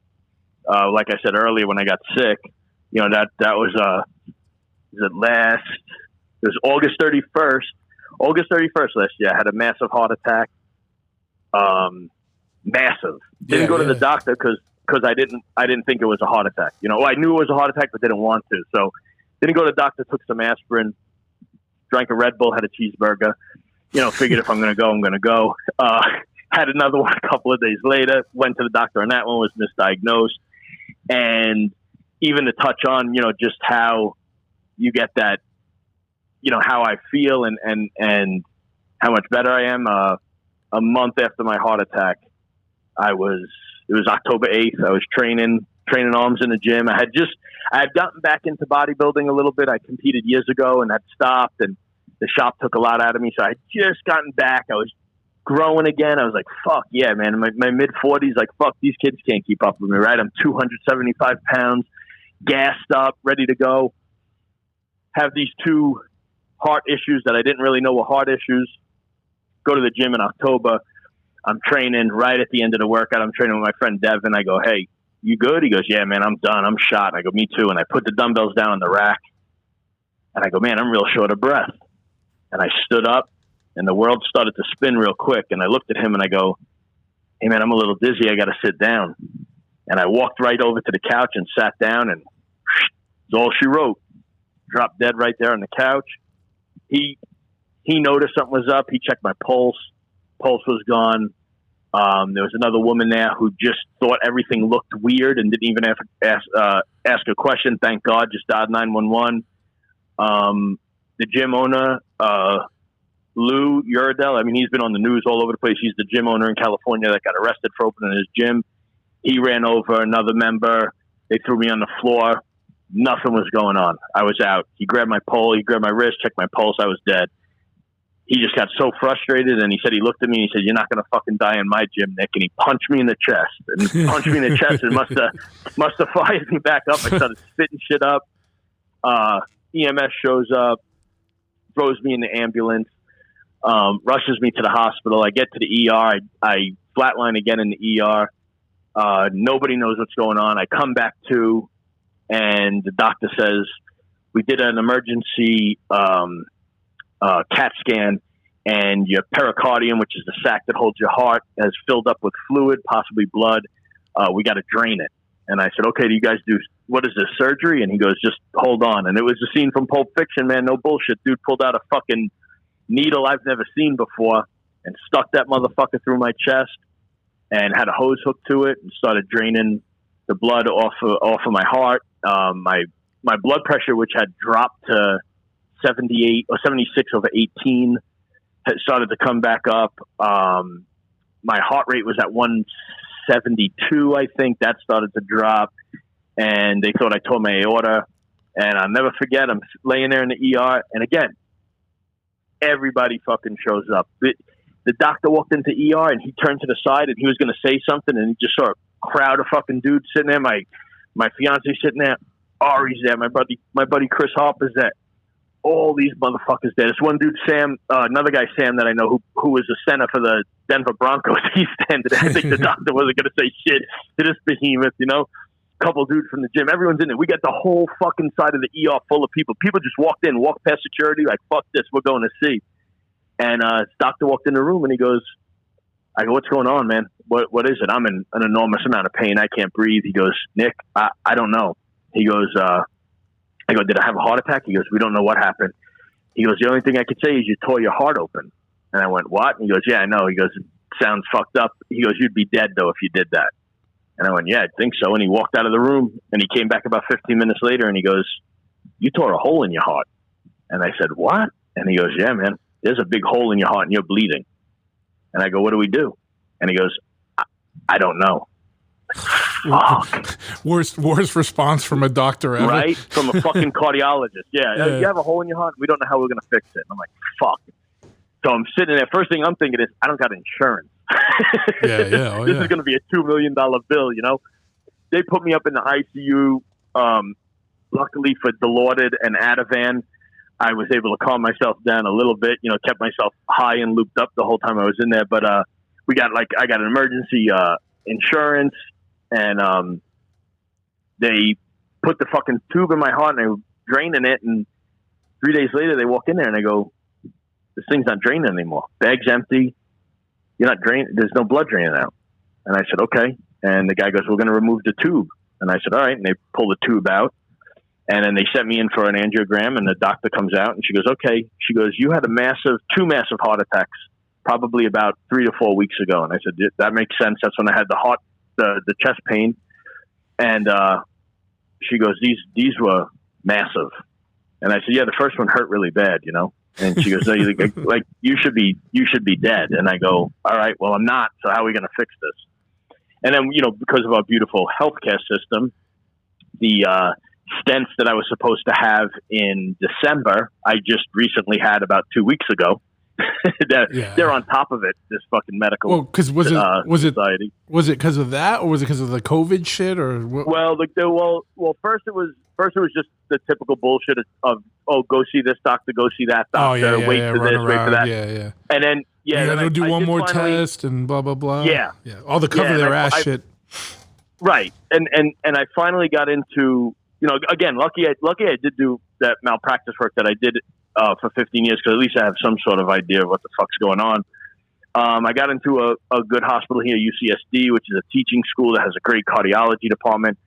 And we just scheduled open heart surgery. He said, we're going to go in there. What happened was I had an aneurysm from the first heart attack, caused so much damage to my heart that it caused an aneurysm, which burst in my left ventricle. That's what caused me to bleed out. They still to this day have no idea how it healed on its own. They still to this day don't understand why I'm still alive. But he said, okay, we're going to plan open heart surgery. We're going to go in, we're going to do a double bypass. We're going to do this aneurysm repair. And I remember coming home going like, this is crazy, man. Double bypass. I'm going to have open heart surgery. I mean, this is a 6-month recovery. They're going to cut my fucking chest open. Like, fuck. Yeah. You know, this ain't right, man. This ain't normal. And fuck, that was in March. COVID hit like the week later. The doctor's office stops answering the fucking phone. So I'm like, you got to be shitting me. Now I don't know what to do. You know, now I'm like, shit. I got COVID happening. I got fucking the shop. Is it going to get busy? Is it going to drop off? Is everybody going to die from a fucking virus? There's, you know, quarantines and fucking people wearing masks and all sorts of fucking wild shit going on. And I'm going, but I still have to have surgery. Yeah. And, so that all that shit went on. And there were times it would get kind of crazy where I was like, fuck this. I'm not doing anything. I'm going back to living how I lived. And I don't give a fuck. If I die, I die. And you're like, you know, it was out of anger and probably just out of frustrated, fear too. just in frustration and fear. Frustration. Yeah. And my buddy Sam, he tells me at one point, in June, he's like, hey, man, fuck this. You're taking a trip with us. We all got to go to New York, 4 of us. He's like, you're going to come with us. There's going to be a big party out there. And I'm like, dude, you're taking me out of one stressful situation and putting me into another stressful situation. But exactly what he had thought would happen happened. And I'm grateful for him for doing it. I got to sit down in another, just in another place, away from the shop, get out of away Dodge. from everything. Yeah, and I had a period of time where I could just sit there and think, and I was like, you know what, man? When I get back, I gotta call the doctor. I was out of medication for a month and a half at that point, so I was like, I don't know, let me see what happens. So I got back from New York and made the phone call, got a doctor's appointment, and even then they're going, well, we're doing the afternoon is a video, and I go, no, I need a fucking one-on-one. I need to sit in the same room with this dude. I don't care who's got what disease. So they're like, okay, 9 o'clock in the morning tomorrow. Boom, I'm in the doctor's office. He goes, okay, you ready for surgery? I said, nah, let's do stents. Let's see what happens. They, again, call me back. When do you want to do the stents? When's the next available? July 9th? I'm like, oh, it's a week and a half away. Cool, yeah, let's do it. Bang, go in there, get the stents, and fuck. I'm like a new fucking man. And again, you get that I'm on borrowed time. I got, they always say you only live once. I'm already on the third chance, so I'm like, and I feel fucking fantastic. Like, blood in your heart is important. Yeah. It really makes a difference when it's flowing through your body at the right pace. It makes a difference. I feel great. I feel amazing. Back in the gym, I recovered. My recovery was 24 hours. I was in there on Thursday. I was back at work on Saturday. I mean, just fucking awesome. And a whole nother outlook on shit, which is, and that's helping us here in this shop too. It's like, that's when we were like, fuck, we need to get the office set up. We need to get a desk in here. We got to get somewhat professional and on top of shit. And believe it or not, again, it's just bike after bike after bike after bike. They keep pulling up. And man, it's been a wild fucking ride up and down like crazy, but it's been great, man. It's been a good time. It's been a really good time doing this shit. Fuck yeah, man. Fuck yeah, dude. Enjoy every minute of it now, without a doubt. So when you flatline, let me ask you a weird question. Did anything happen when you were technically dead? You remember anything? It's funny. I remember everything leading up to it clear as day. I remember saying I got to go sit on the couch. I don't remember sitting down. So I go by what Devin had told me, what my buddy had told me. He said I sat down, I laid my head back on the couch. He said he had walked over and said, hey, you're sweating, you want your water? And he bonked me on the top of the head with my bottle of water. And when he looked at me, he said my eyes were rolled back and my mouth was just kind of like foaming. So the next thing I remember was when I was starting to come to. It was fucking weird because there's no light. I didn't see no light. It was blacker than a motherfucker. But that maybe that's because I'm going to where I go. I don't know. But it was dark as fuck. And I remember hearing, like, you start hearing muffled voices, like you're kind of waking up, you're kind of coming to. And I thought I was saying it out loud, but no one said, they all said I didn't say anything. I was just going, hey man, just give me 10 more minutes. 10 more minutes. It was the most comfortable fucking sleep I was ever in. It felt so good. Like I was sleeping on the cloud. Just 10 more minutes, man. 10 more, 15 more minutes. I'll feel great when I get up. And as I started opening my eyes and realized I was on some like dirty rug in the middle of the gym with like 5, 6, 7 people standing around me, I was like, whoa, what the fuck just happened? And I don't, I didn't know at that time. I'm going, who knows what happened, and I remember them trying to sit me up and I couldn't breathe. I couldn't stand up. It's weird how I just had probably one of the strongest workouts of my life. And right now I could hardly pick up my arm. I'm in an enormous amount of pain. I can't breathe. I can't stand up. They're rolling me onto the fucking, the gurney, get me in the ambulance. And, even after all that, and even when they told me in the ER that I went out and I don't remember anything, it's like you just kind of remember coming back too, like almost like getting knocked out. You remember a couple of minutes before and a couple of minutes after. And I was listening to a podcast one morning after all this, this dude CT Fletcher. This guy, he's out in Compton. Yep. People probably have known of him. Yeah, but old strict curl champion, and he went through the similar shit, right? He had a heart transplant. He had multiple heart attacks, had multiple stents, and then eventually a heart transplant.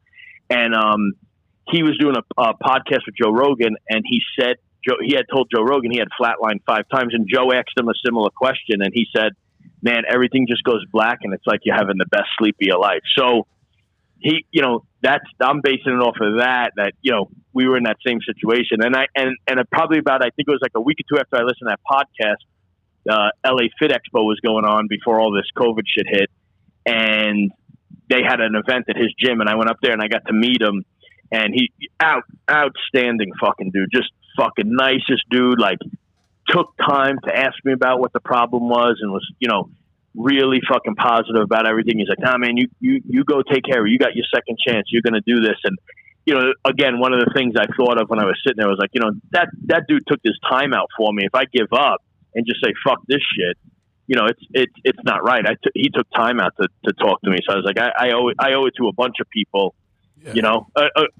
including myself. I ain't ready to go. I got a ton of shit I still got to do. So you got a shop full of bikes. You can't leave that shit there. My customers would be pissed. Fuck. My customers would be pissed. Sam would be pissed because he wouldn't get paid at the end of the week. Yeah. Right? You'd be pissed if I died, right? Yeah. Fuck yeah, man. Fucking Ari would have to come up with rent on his own. He said he'd come right down to hell and look for me. I gotta do a podcast with Ari, but I feel like we both have to be on shrooms when we do it. Oh, if you do, we spoke about this earlier. If you do a podcast with Ari, I guarantee you there will be a 45-minute just him thinking about what he's going to say. It'll be a blank 45 minutes of him going, yeah, I mean, dude, why'd you call me on the hottest day of the year? It's like fucking hot here, and hold on a minute, let me get to. It'll be the greatest podcast, the most uninteresting, interesting podcast I think that ever happened. I'm waiting on that one till I'm out there, and I'll bring my shit with me. We'll just set up in the middle of. Maybe we should just set up in the middle of like the fucking chaos over there, and then just you should, and just have Ari just try and talk about shit. Ari, and maybe we'll bring your brother in on the phone. Ari and your brother at once. Ari, as he's trying to, you got to interview him while he's still trying to work. Yeah, to flip up his welding helmet to talk to everyone. I'll get like one of those like the mics like the newscasters have, like, and I'll just keep putting it in his face while he's trying to work. And then we'll have your brother on the phone, or your brother there. Yeah, calling in, and I'll have him interview Ari, and it'll just be the most non sequitur fucking nonsense on both sides. And then, that would be the greatest fucking intro. It's funny because when I went out to New York a couple of months ago, I had hit my brother up, and he's like, "Hey man, I'm in there." We were in the Bronx, and he's like, "Hey, I could shoot over there in a minute, you know." And you know my brother, he's not into this world whatsoever. He's doing his own thing, and that's it, you know. And here we are, you know, with a group of dudes you could imagine, and he shows up, and I go, "Hey man, can my brother hang out for a minute?" Yeah, no problem. My brother comes, you know. Now here comes Sam out of the house. Oh, he wants, you know, all these guys want to meet my brother. These are all the dudes I know in California. I want them to meet him. I want him to meet them, you know. And he was overwhelmed. He'll deny it, but he was overwhelmed with everything that was going on. And Sam just fucking laughing, and at that point it was Sunday. I still hadn't slept, so I'm on day 4, like still awake. It was it was wild. Did he have like a Mexican wrestling mask on or anything? No. He came straight as can be. Just he didn't want to, ruffle any feathers he didn't know about. As crazy as he is as smart as he is. He knew where he was going. He's like, let me just show up, be cool, and he popped a couple of jokes. Everybody kind of laughed for a little bit, and he knew when his time was to leave. Yeah. Dude, nothing was funnier was when Jim P bought like the fucking. Remember he bought that video Gauntlet. game. Gauntlet, the 4-person fucking video game that weighs 4,000 pounds. He bought it off that dude in New York, and we go to pick it up. And fucking your brother's wearing that mask. not talking. Not talking, and the dude's like so shook. I just remember that elevator ride. I'm like, this dude thinks he's gonna get fucking killed right now. Yeah, that was good. I still have that picture somewhere. Jim and you loading it into the truck, and my brother just leaning on the side of the Ford Ranger, just looking over the side with the Lucha Libre mask on. Yeah, fucking great. That was legit. You weren't there, were you? No, you guys, you picked him up in Manhattan. Yeah. You picked him up in Manhattan, and then went to Brooklyn with him. That's right. Yeah, I wasn't there. It was just you three, and he had to sit in the back of the pickup because that little Ford Ranger. Oh yeah, that's right. Yeah, he had to sit in the back of the pickup. Yeah, with the with a gauntlet video game. Gauntlet was like and a wrestling mask on. The first fucking 4-person video game there was. The actual arcade one for anyone who's listening. This was the one that was physically in arcades. Yeah. And it worked, too. I remember playing it in his apartment when he lived over there by Brown University. Yeah, and the worst thing about that is he just left it there. He was like, when he moved, he was like, dude, me and him put that in his apartment by ourselves. Like, he had the best setup. That was like the best apartment for like one person ever. Or I remember that place. And he when he left, he's like, I just can't even fucking don't even want to deal with this. He just left it. So someone inherited that, and it's probably gone up exponentially in value as like nerd culture becomes more prominent in the world. You know what I mean? Like, he just contacted me a couple of months ago. Oh yeah, I'm back in contact with Jim P. Yeah, well, paper cut in the pee hole as he used to be. Yeah, and yeah, that's right. And your brother was Slam Durango. Slam Durango, yeah. Oh, Big Earn. Big Ernie. Yeah, me and him still talk all the time, and it's mostly still doing the same shit, sending each other like the most ridiculous fucking retarded jackass vehicles and goading each other into trying to buy them. That's most of what we do. That's how he started with me. He started sending me Fox Body Mustangs for sale in Massachusetts. He's like, look at these things went up in price. They did. Everything went up in price, man. Like, yeah. Dude, it's crazy. But, I'm not going to, I'm just putting this out there for the world. People, this is kind of inside stuff, but I can't express the disappointment I have in Jim P right now. Dude, seriously, like, Jim, so like, I found this is literally a town over from Chopperhead. Like, it's literally 10 minutes away. It's on my route from when I leave Chopperhead and go to the tattoo shop. There's a 70s fucking Star Wars van, a 70s van with a big Star Wars mural painted on it, and for affordable money. And I'm like, Jim, fucking destiny calls, brother. Like that's, like all he's into is fucking Star Wars and 70s vans. I'm like, dude, fucking here's the one, dude. It's the fucking Holy Grail. And he's like, oh, I can't right. Jim, I can't right now. Blah, blah, blah. So I went there. I was ready to, I'm still negotiating with the dude trying to buy it because I'm gonna have it and keep it and just roll around until he's ready. And then I'm gonna let him buy it for whatever I have into it because like, you know what I mean? And the second he sees it, he's gonna want it. It's fucking ridiculous, dude. But it's like the quintessential 70s van with the porthole fucking windows and the fucking, it's got sunroofs and all that shit and fucking big Star Wars mural on the side, like fucking perfect. I can screenshot a conversation that me and him had that would ruin you even more. Yeah. A very sentimental, heartwarming conversation that I didn't even know I was talking to Jim P anymore. Yeah. But looking out for me, giving me some good advice, and I went, man, holy shit, and wishing me good luck with everything. I went, who the fuck is this dude? Well, that's the thing, man. Well, it's not even that, like, because it's like something you said earlier. Even though a lot of our friends, like, are gnarly dudes, and some are more gnarly than others and whatever, but you know what I mean? Everyone's still fucking a legit solid dude that would we have each other's backs. And that's I feel legitimately sad for people that don't have that in the world because like and so do I. That's more important than any amount of fucking money or riches or whatever. Like, Yep. it's like, and that's what makes everything cool. Like, I don't give a shit. I got a good fucking crew of dudes that I roll with, and Yeah. fucking, and Yep. like I don't have to be like, we're all taken care of, and we're all, we all do well. Yeah. Like, you know what I mean? Like, Yeah. we're not buying private islands yet, but No. so whatever, man. But like we all, at the end of the day, we got good dudes that we can fucking count. And- My problem is I just don't get to spend enough time with everyone because I'm fucking working. Right, and you want to like I was saying earlier too, like spending so much time here and how it runs into problems. And you could run into problems with your relationship, and it just people don't get it.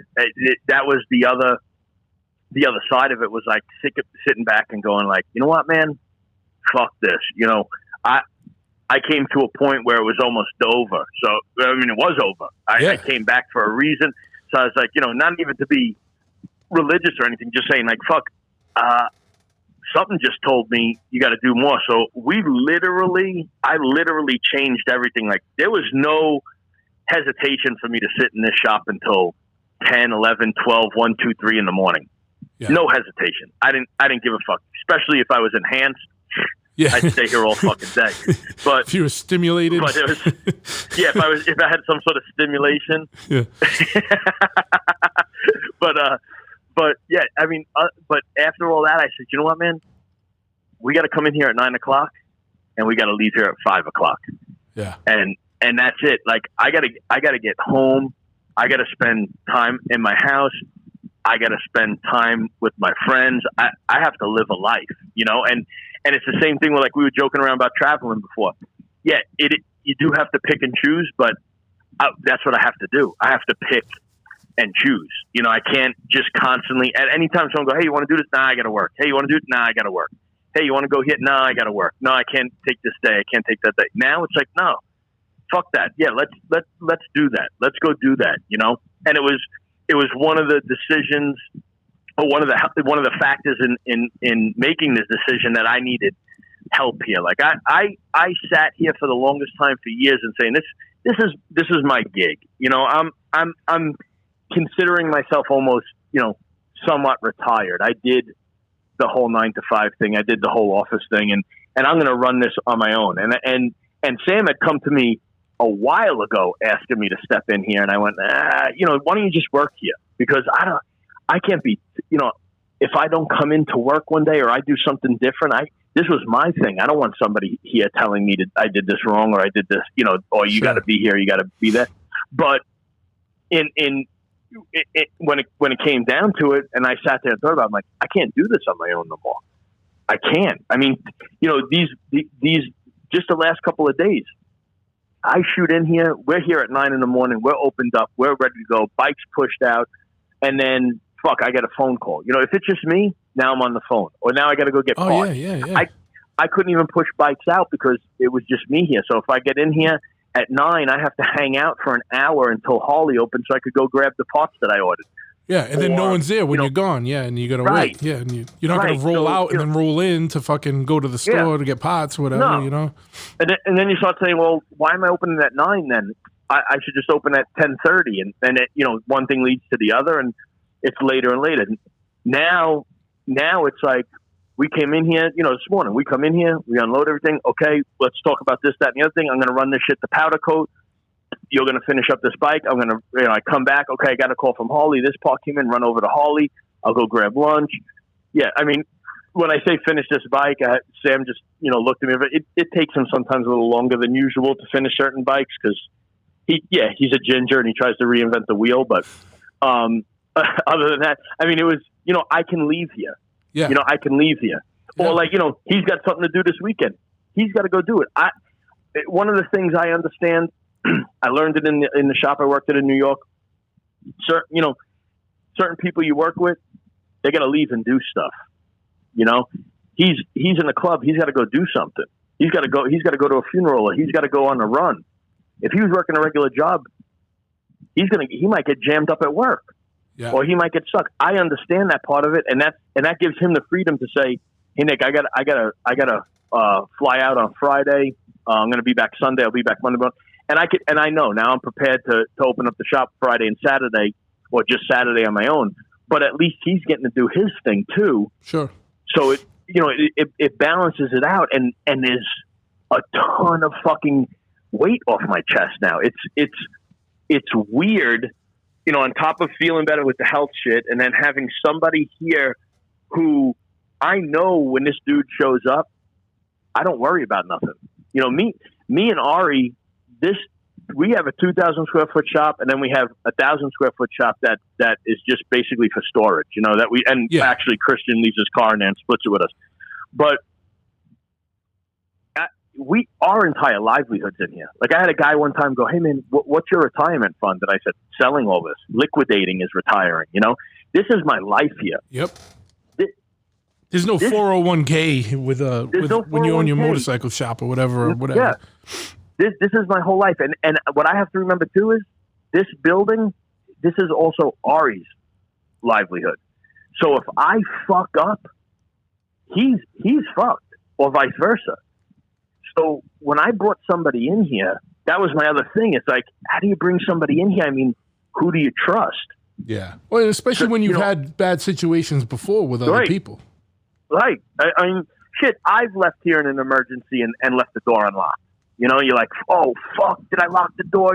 Shit, you call Ari, and luckily Ari's father's right up the street. He could shoot down here and check, whatever. But, now I'm going, okay, again, it's great. I have someone who works here, right? Well, what if I need to take Friday off? If I'm not here to unlock the door, well, no one's going to get in. So at least this dude, like I got a guy here who I know when he comes in, he's got steak here. Yep. He's got fucking $20,000 worth of tools sitting here. He's got fucking bikes sitting here. He's got parts sitting here. And he's solid and got a fucking head on his shoulder where he's not going to leave and fucking, oh, fuck this place, or I'll just leave the door open or whatever, Yeah. Well, hey, I was giving you a compliment. But that's the other, there's the other part of running a business. You're going to have to find somebody you're going to trust he's going to handle that person's handling your livelihood, your money, your fucking retirement, your everything. And like I said before, luckily I got guys around me. I put my fucking life in their hands without fucking question. I understand that there's not going to be no problem. So, that was a huge, to sit down. I remember sitting when he first asked me years ago, he wanted to come in, and I'm going, oh, man, 24-year-old dude, just got in the club. I'm going, this, I watched him work on bikes. I know he's solid. I don't know him that well. Again, I didn't grow up out here. I don't know. And I'm dealing with a guy who I'm his father's age.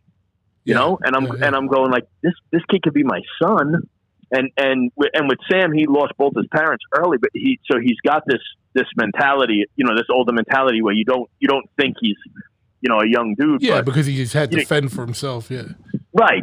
So you're going, but still, like, how do we do this? And then he was still working union then, and he wasn't getting a lot of hours at work, so he started to work for me part time. And then it was okay. He bought a Snap-on toolbox. I mean, here's a $15,000 toolbox in my shop, and it's got $3,000, $4,000, $5,000 worth of tools in it. Okay, so this dude's got something, and he's got something here. He's got steak here. You know what I'm saying?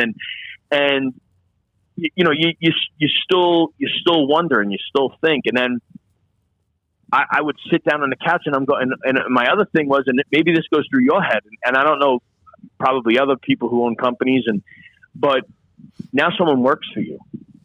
What if we don't have any work tomorrow? Oh, dude, and this is something you don't have to think about now out there, but I dread thinking about, fuck, winter's coming, man. I got to think about this shit. You know what I mean? And dude, that is like the biggest stress in my life. Yeah, man. I'm like, fuck. Slow times. It's crazy. I've had guys work for me in and out here and there, and I've thought about them, but now I got a guy who really wants to be here, and a young guy, and you're going, I don't want to ruin this dude. I don't want this dude to be, a month from now going like, fuck, Nick, I can't make a living. We're not making any money, and then again, then there's that stress. Am I doing this right? I didn't go to business school. Who the fuck knows? I mean, both of us have pretty decent, maybe extensive educations, so way more than we need for what we do. But it's like, this is a business. This ain't reading out of a book. This is something else. And yeah, man. so when he eventually came to me this last time and was like, hey man, I really want to do this. This union shit ain't working out. I'm sick of fucking pickaxe and shovels. I want to do this. And I went, you know what? And I'm ready. Like, come on and let's do it in this fashion, So, and again, I have all the trust in the world in this dude. Like I said, I'll put my fucking life in his hands. There's no question. And there's no question about the security of my shop when I'm not here. Oh, dude. Yeah. It's just the way they, because, you like I was saying before, you walk out the door, fuck, man, there's people out there that'll take you for everything you're fucking worth. There's no doubt about it. And not bad an eye. There's some real fucking shitty fucking people out there. Absolutely. It's hard to come across somebody and come across someone you're on the same page. The other thing is, in here, I'm fuck, you know me a long time. I'm no one's boss. I don't know how to be a boss. I don't know how to tell somebody what to do. I'm I'm probably a bigger asshole at 45 than this kid's ever been yet. So it's, you're going like, how do I do this in a sense where I don't want somebody who's just going to not run over me, because I won't allow it, but I don't want to be arguing in here and yelling at somebody like a boss. And luckily, again, I got someone, this dude, all he wants to do is work on motorcycles. That's all he wants to do. Yeah, man. He comes in, puts his headphones in. That's it. He's working on a fucking motorcycle. No one's bothering him. No one's doing anything. And we, for a long time before I got sick, we were training partners. So fuck, we'd be here at 9 o'clock to 5 o'clock, leave here, go right to the gym, train till 8 o'clock at night. We were I was with him more than anybody. Yeah. And it's just the same thing with Ari. I spend more of my time with Ari and Sam than I do my fiance or my dog. Yep. And if it's not going to work, like, fuck, if we're butting heads constantly, what a shitty day that's sure. But the good thing is that you spent all that time together already, so you would know early on, like before you even allowed him to become, more involved in the business. Like, exactly. You would have known already. You already felt it out and felt the situation out. You know what I mean? Exactly. And that's why I did it. I don't know if I had that exact intention to do it that way, but that's why. But it worked out that way. That he sat here and he worked with me and he spent hours with me and he spent time with me, and we spent time outside the shop and in the shop, and it's funny. Like, these guys come in and I'll get him come in and be like, hey, can I talk to you? And on a personal level, and I'm like, dude, what are you asking me for? Like what the fuck? And like, man, no, you kind of got your shit together. And I'm like, what? Me? Yeah. I'm a fucking nightmare. But there's the age and there's the experience. And if I could throw it that way and these dudes learn something, that's just a plus in a whole nother dimension of saying, don't do as I say, don't do as I do. I fucked up. I learned, look at this mistake I made. Don't do this, and it works. Some of these, if he's having problems with his chick, or someone's like, hey man, what? And I'm like, yeah, no, spend time with your girl, man. Don't fucking ignore your girl. It backfires. Trust me, I'm working on that now. So it's cool across the board. And again, it just adds on to what I said earlier. I just get to do what I love every day with fucking dudes around me, solid. I mean, that's why guys. That's why people show up here all day just to fucking hang out, because it's just a cool place. We're in here fucking off, talking shit, having a good time. Yeah, there's always a beer in the fridge. Go grab it. There's a bottle of whiskey on the fucking file cabinet if you need that. But whatever it is, it's across the board. It's great, and not to get too sentimental, but fuck, I owe it to you. You're the one who started me in this. So. I'm living this great life because I met you and got to fucking figure out that this is something you could do for a living. Me and Jim have had many offline conversations saying, man, I can't believe we ruined Nick's life like this. This dude had his shit together. He was this fucking professional dude, fucking had everything. Like, fuck, feel so bad. No way, man. Greatest fucking move I ever made. And I mean, coming out here because I left a lot. I left a lot I know, back dude. on the East Coast. You sacrificed a lot to do what you love, and that's I mad did. respect for that. Absolutely. Thank you. Yeah, and to be, I thought about the other day. I'm like, fuck, I'm doing this 8 years full time. 8 years full time. Have there been tough times? Hell yeah. Was I digging up fucking change from the couch to pay a bill? You're fucking right. Did I have to borrow from Peter to pay Paul here and there? But now the way it turns out, I got a couple of bucks in my pocket. I got 2 fucking Harleys. I got a beautiful fiance, a great dog, and a group of the most solid motherfuckers around me on both coasts, let alone and throughout the Midwest too. I could go pretty much anywhere, like you were saying, anywhere we could go in the United States, fucking be anywhere, Yeah, man. But I told a couple of young cats at X, and they're like, "Hey, man, how'd you do that?" You gotta be a solid, trustworthy, stand-up fucking person to begin with. You're not gonna make it through this life being a shiesty, thieving cocksucker. It's not gonna work. Nope. It's not gonna work. You gotta be a solid dude, and that whole like energy shit attracts. It is. You're a solid dude. You'll have solid dudes around you. You will. Yep. You'll fish out the snakes. You'll see the snakes. Absolutely. You see them right away. Yeah, but man. you'll have that solid group around you. Like I said, I don't have to worry about nothing in some of the sketchiest areas of situations because I know somebody's there. That all adds up to it, and that's why I could run a successful shop and do what I love too, because I'm not a fucking piece of shit. And it's something you said earlier was the key to it. You said when a bike leaves, our goal is to make sure that it doesn't come back for that same reason, and two, that it's safe. And right. There's a lot of shit we see, man. Like, there's a lot of shops around you. This shop's around me too, right? And there's not as many as probably as around you, but we get people that come from other shops, and it's like, what the fuck were they fucking doing, dude? Like, and it's like, and I say the same thing. My guys the same way, man. We're like, fuck, like there's only 2 wheels on a bike. You cannot fuck around, man. Like like, especially with like brakes or fucking other shit. And it's like, and I won't even like our policy here with someone comes in for a fucking a mountain balance on a tire. If their wheel bearings are shitty and they don't want to do it. Yeah, we're changing. I'll fucking eat it. I shouldn't put that out. You know what I mean? But like, I'm not letting someone leave with shitty wheel bearings, because I had a wheel bearing blow out doing 80 fucking miles on the highway, dude, and fucking instantly crossed 3 fucking lanes. And I was lucky there was no one around. Like I never would want anyone to do that, man. And it's like you got to have integrity in this business. Otherwise it's going to come. You won't be long for it, man. That's the only way with longevity, dude. Is you got to do the right shit by people. And it's like you're gonna keep everyone happy? No, because there's people that'll fucking complain about anything, dude. Like if someone comes in and all they do is complain about the last 10 shops they brought their bike to, then pretty much they're gonna leave and talk shit about you. But it's like, what are you gonna do? You know what I mean? No, yeah, you can't make everyone happy, but as long as it goes out of here happy.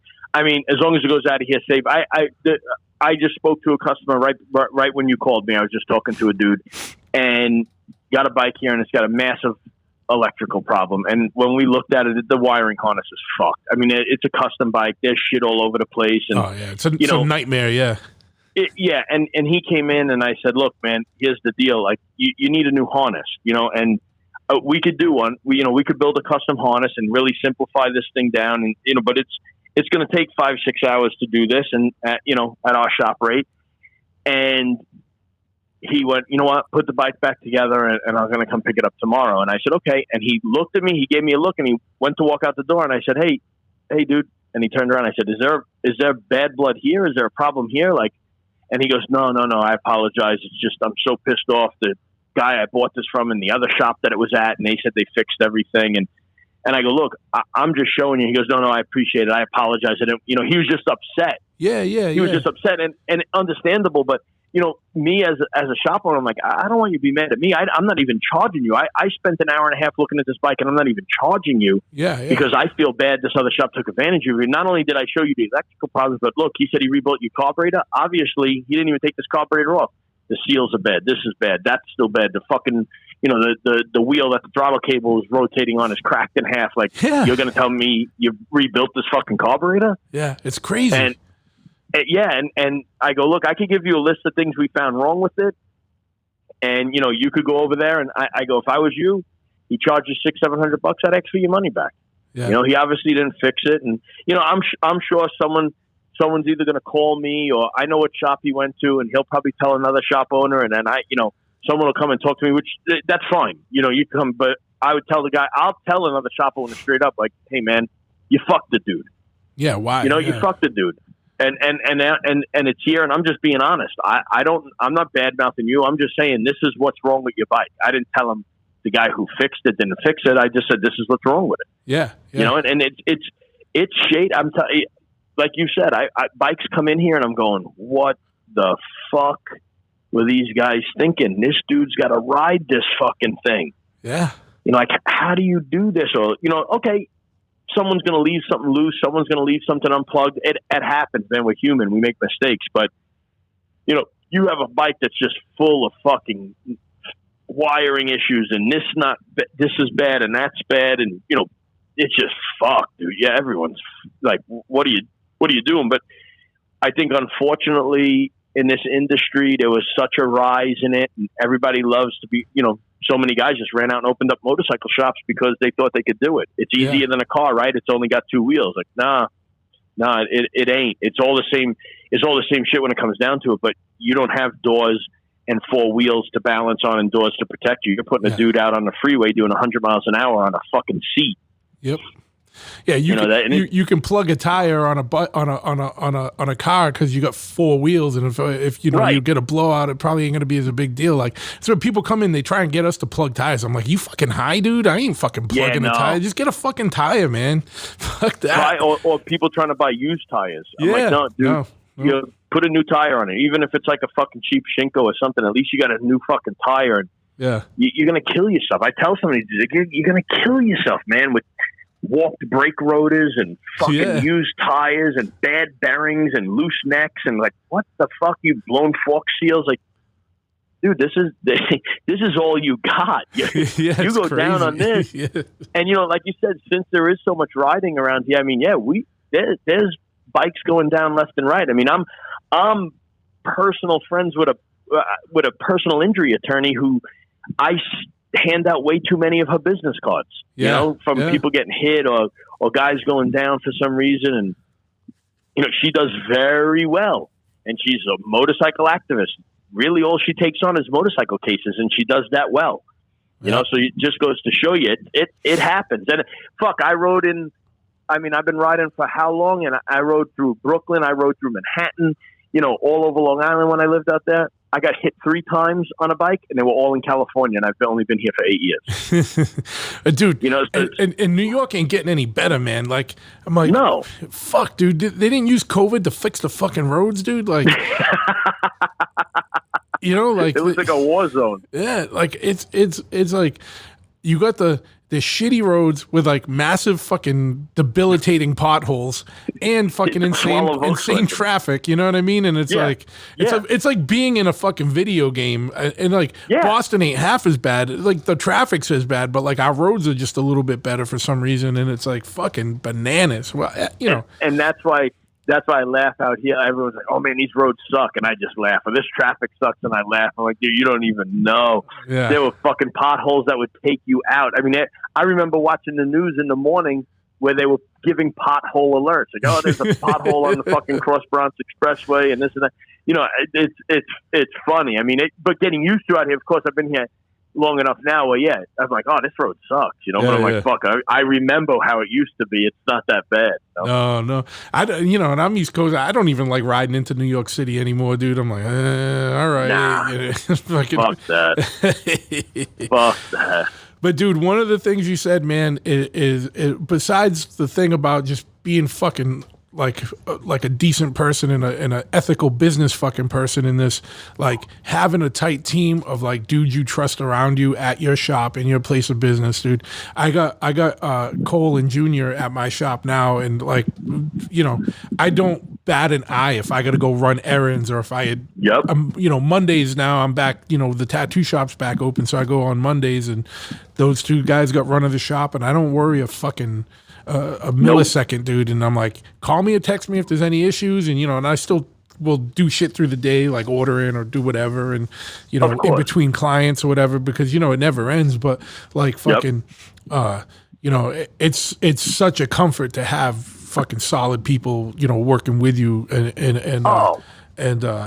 dude, it's such a relief. Yeah, I just meant to say I can 100% empathize. It's funny, like the trajectories are kind of the same, you know what I mean? Like, with, like, and the growing pains are the same, and so it's like, fuck yeah, man. Like, I don't understand how sketchy dudes last as long as they do in this industry, but some of them seem to make a fucking, can make a career out of it, dude. Like, it's fucking insanity, man, And they'll still find motherfuckers to drink the Kool-Aid, too, with them. That's what I'm saying.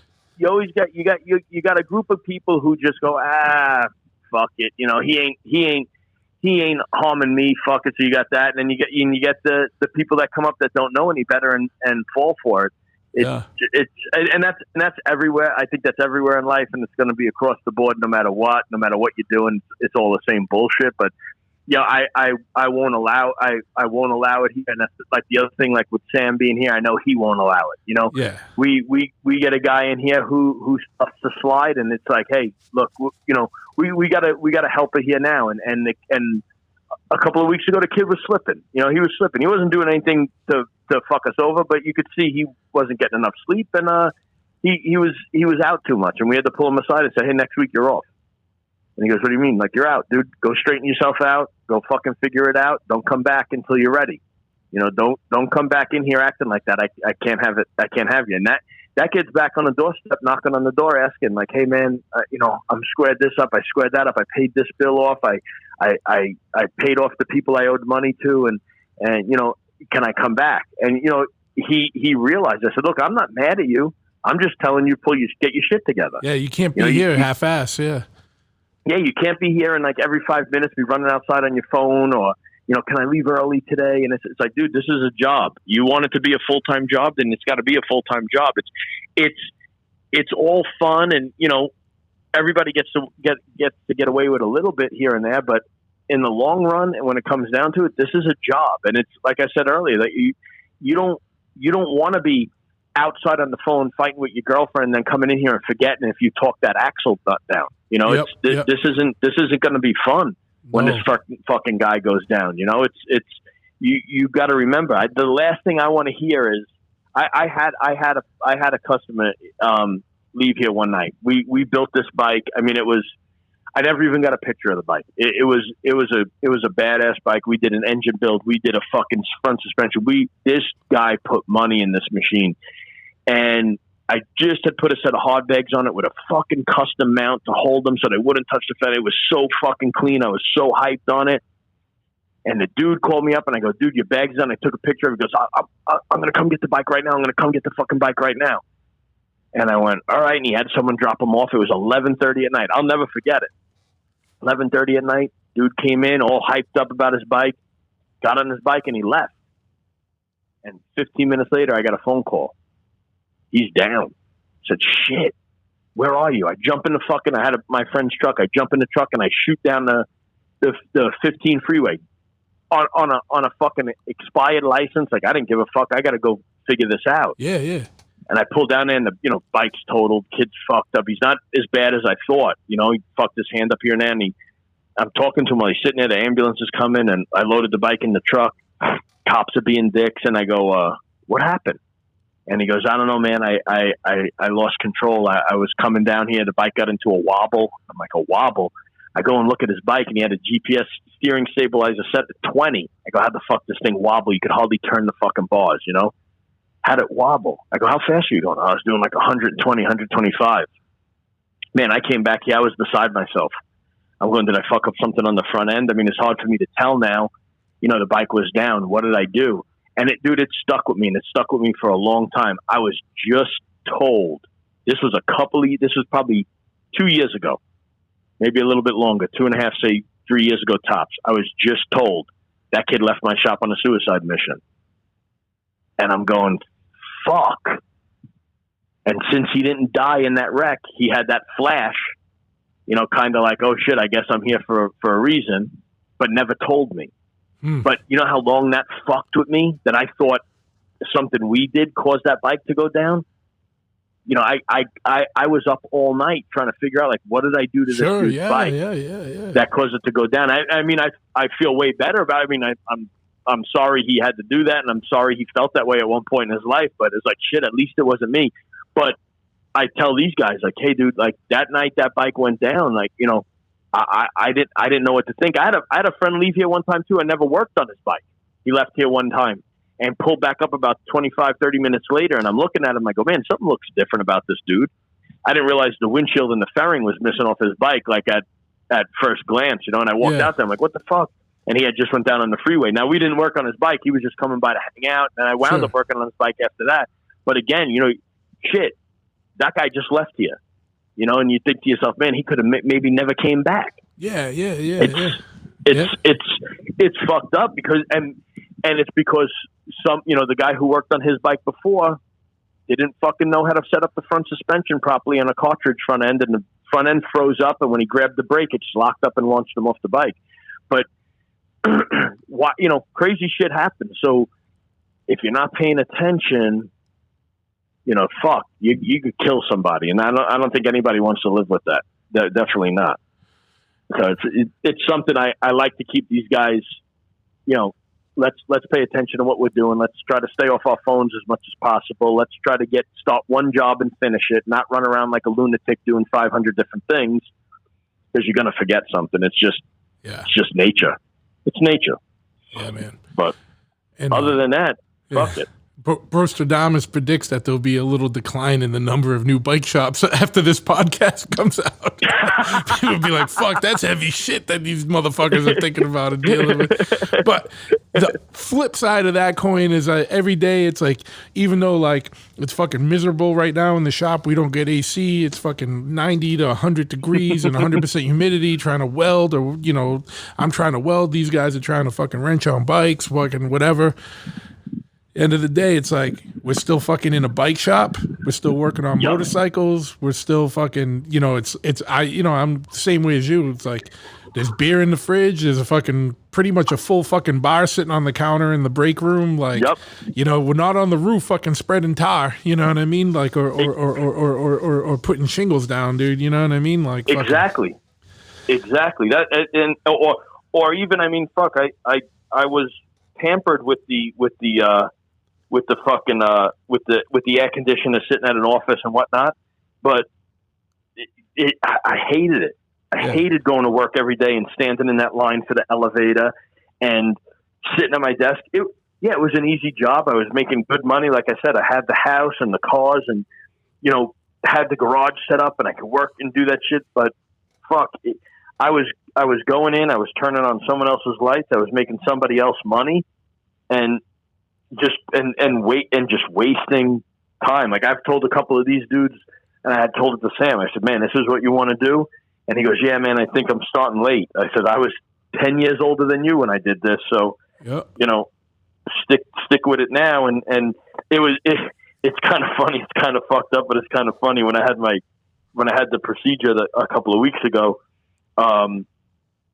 the night before, it was a Wednesday night, I go, okay, let's walk outside, get a notepad, let's go over, you know, what needs to be done, what bikes have to be worked on, whatnot, and we go over all the stuff, and I give him his list, and we come back in the shop, and we're just about cleaning up, and he goes, hey, can I ask you something? And I go, what's up? And he goes, man, I don't know. I don't really know how to put it. And I go, just say it. What? And he goes, all right. Basically, if something happens tomorrow, can I carry on the name of the shop? I was like, absolutely, man. You want me to write it on a piece of paper and sign it? Yeah. No, and you know what, dude? And not for nothing, man. That's fucking rad that someone wants to carry the legacy. You know what I mean? That's a huge thing. That was huge to me. It was funny, and we laughed about it. You know, and he's like, dude, I felt so weird about it. I was like, you know what? it's a difficult question to ask. I knew where he was coming from, but I go, man, that's badass to me. Like, fuck, I'm doing something or started something that I got another person saying like, hey, I want to carry this on. You know, I want to continue doing this, and I want to do it in your name. You know, and it's like, you know, he could have just sat here and said, fuck, if something happens during Nick's operation and he fucking kicks it, I'll just start my own shop. But he goes, no, I want to keep it in. I want to keep this name. I want to keep it going. And I was like, yeah, dude. And it's cool because there's a lot of dudes like there's a lot of dudes that come by here, guys that ride hard, guys, you know, it's California. People are riding all year. Yeah, I know people, including myself, up until a year ago, who never had a car. You know, I never had a car out here. I was always on a bike. And, you know, when those guys come in and they're like happy to be here or proud to rock a sticker or a T-shirt or like, hey man, I got fucking REV bars on this bike, and we'll all laugh. But you know, the dude's like, no, seriously, like I got fucking REV bars, and it's like, you know, you back up for a minute and you go, shit, we must be doing something right. You know, these dudes are stoked on it, and I just got a new run of T-shirts, which I have a couple set aside to send out to you, of course. But I got guys who just hit me up. Dude hit me up out in Massachusetts, 2 guys just in Massachusetts who had ordered some parts from me, and then hit me up like, hey man, can I get a T-shirt from you? And I throw some stickers in there, and these dudes are stoked on, I get to rock this T-shirt in Massachusetts. I get to rock this T-shirt in New York. And it's funny because some of the dudes that don't know all this that we just spoke about and think I'm just a California guy, and they're like, yeah, man, I got a fucking T-shirt from California. Like, there's a shop in California. Or guys call up like, hey, you got a shop in California. Can you explain this to me? And I'm going, yeah, man, I used to live right by you too, and did the same dumbass shit. But yeah, I mean, I guess, and it's, you know, we used to rock those stickers. Fuck how they do it in California. And now it's like, now I'm out here going like, yeah, right. Fuck the East Coast, man. We're figuring it out. but it's, you know, well, we still got to start the East Coast West Coast chopper wars. I mean, now that choppers, right. You know what I mean. That was a plan we've had for a long time. Just trying to get enough dudes on board to know it's a joke, and we go and just try and set it off. But it's probably good that we're this busy. I think if either one of us had enough time on our hands, we would just do too many dumb shit. Fucking thing. It's good. It's 2 things. One, that we're this busy, and that we're still like just kind of like above the poverty line, and like we don't have too much fucking like just like fucking total discretionary like fuck you income, like, you know what I mean? Yeah, like, exactly. Because if we were bored with a lot of money, there'd be a lot of dumb shit going on. Oh yeah, it'd be a problem. Oh no, I know, and that's the beauty of also the other part of like being in the bike shop is you never fucking grow up, man. It's like Peter Pan. Nope. Like I'm like, all right, I go to my bike shop, and then I go to my tattoo shop, and I'm like, all right, fucking yeah, dude, whatever. Yeah. 2 totally ridiculous things to do for a living. Yeah. And like I said, like, you know, the girl that said it a couple of years ago, when are you gonna stop playing with motorcycles and get a real job? Hey, if I could play all day and make decent money and survive, I'll stick to what I'm doing. Yeah. I'll stick to what I'm doing. Yeah, and it's like, it's just keeping that perspective, man, because, you know, no matter what it is and whatever you do, you're going to get stressed, and there's going to be times where it's harder, times where you struggle or whatever. And it's like, you know, there's like 2 months, you know, in the winter, like I hardly ever get paid from the bike shop, and I just live off the tattoo shop because it's winter and shit's shut down and there's not the bike traffic, you know what I mean? So we got some long-term projects, and that keeps my guys paid and the bills paid and the lights on, but like there's not enough left over for me to fucking draw. So I'm like, whatever, dude. Like, you know, it sucks, and I might be like about it sometimes, but in the end of the day, I'm like, still alive, fucking still carving your own way through the world means a lot to like a certain type of dude like you or me, or you know, the countless others that we know that are doing this. You know what I mean? Like, whether it's like for big reward or no reward, it's still, the reward is the life itself. You know what I mean? Like, just being some pirate ass motherfuckers. You know what I mean? And just whatever. Like, especially, I feel what I get worried about is that in this day and age where there's, there's I don't know, like it's cool, like you say, you got your dude there, Sam, that's like in his like mid 20s, and Junior just turned 30 last week, you know what I mean? Like I'm like, all right, it's cool that there's younger dudes that are fucking about it, you know what I mean? Because like I don't know how many there's gonna be, and like, you know what I mean? And Not it's like, many. and it's like crazy, and I'm like, what's gonna happen in like 20 years if they just totally ban fucking, you know, fucking fuel engines, you know what I mean? And everything's fucking electric, which could fucking happen, dude. It's not like, I know. it's not, you know what I mean? Like, what are we gonna fucking do? Like, you know what I mean? Yeah. Like, oh shit, like, you know, we'll be like not like a novelty, you know what I mean? We're already like fucking cavemen in this world. Like, it's like, what are we gonna be at that point? They're running out of that cloth. They really are. That this type of person isn't as available as it once used to be. You know. Yeah. And it's funny to think like shit. We're getting there. We're almost in our 50s, and it's like, okay, where it is. You know, I look like you just said. I look around. I don't get me wrong. We get a group of dudes in here that are about it. You know, some younger dudes that are definitely still the same at a certain level, but it's not like it used to be. I remember when I worked in the shop in New York, almost everyone that came through that door was on that level. Yeah. You know, now it's like, it's a rarity to get that guy that's in here. You know, we'll talk about it all the time. I'll be honest, I still get a little active with my hands here and there when somebody disrespects me. So, Sure, yeah. you know, I'm still out there doing it, and it's like, man, now you got to worry about, hey, you disrespected me, I smacked you up a couple of years ago back. It was like, okay, cool.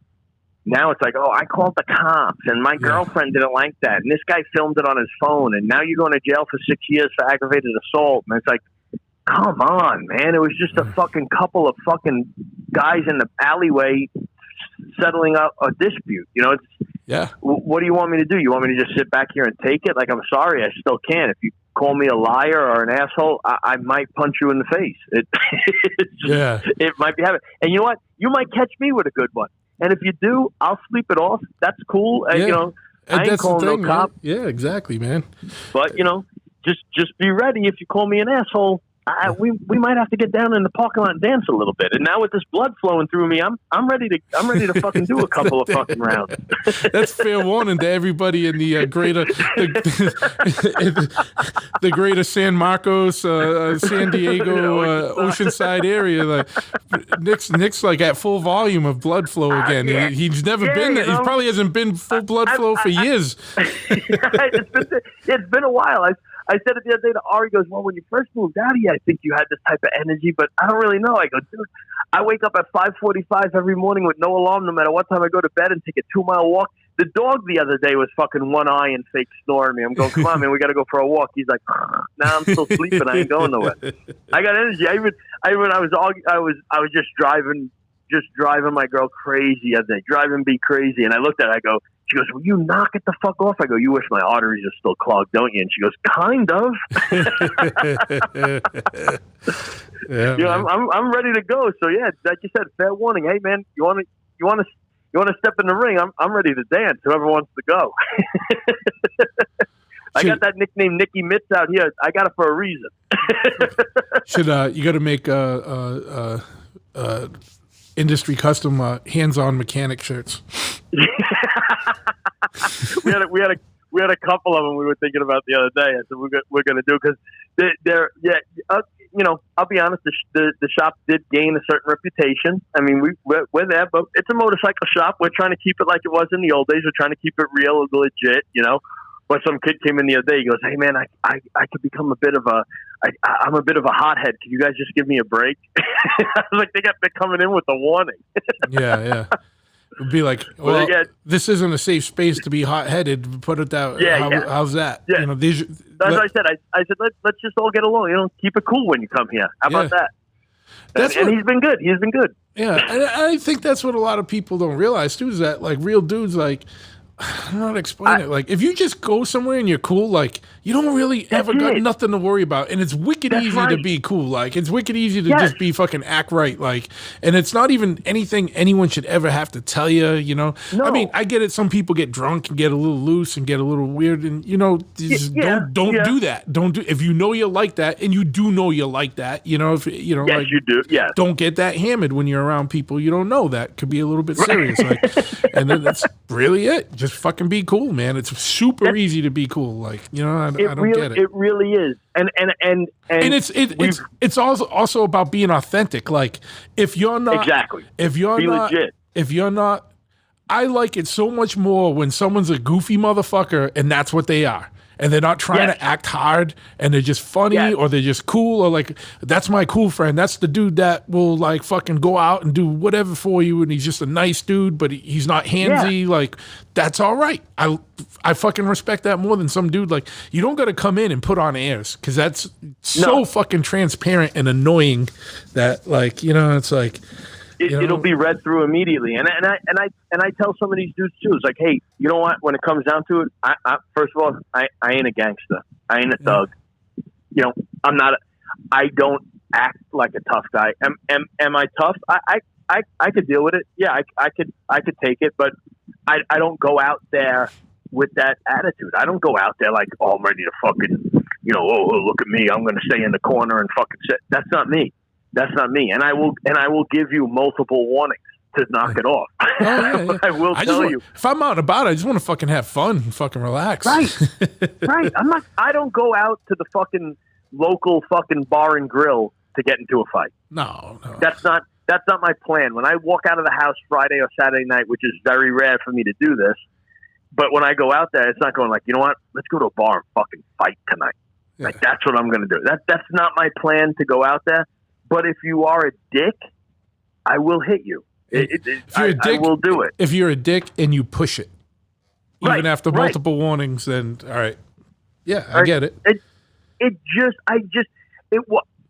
had my procedure on a Thursday. That Saturday, dealing with a dude.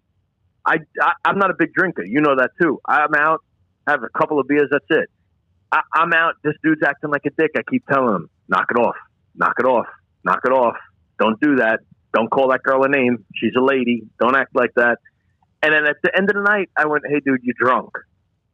I'll come talk to you during the week. And I had to go talk to him during the week.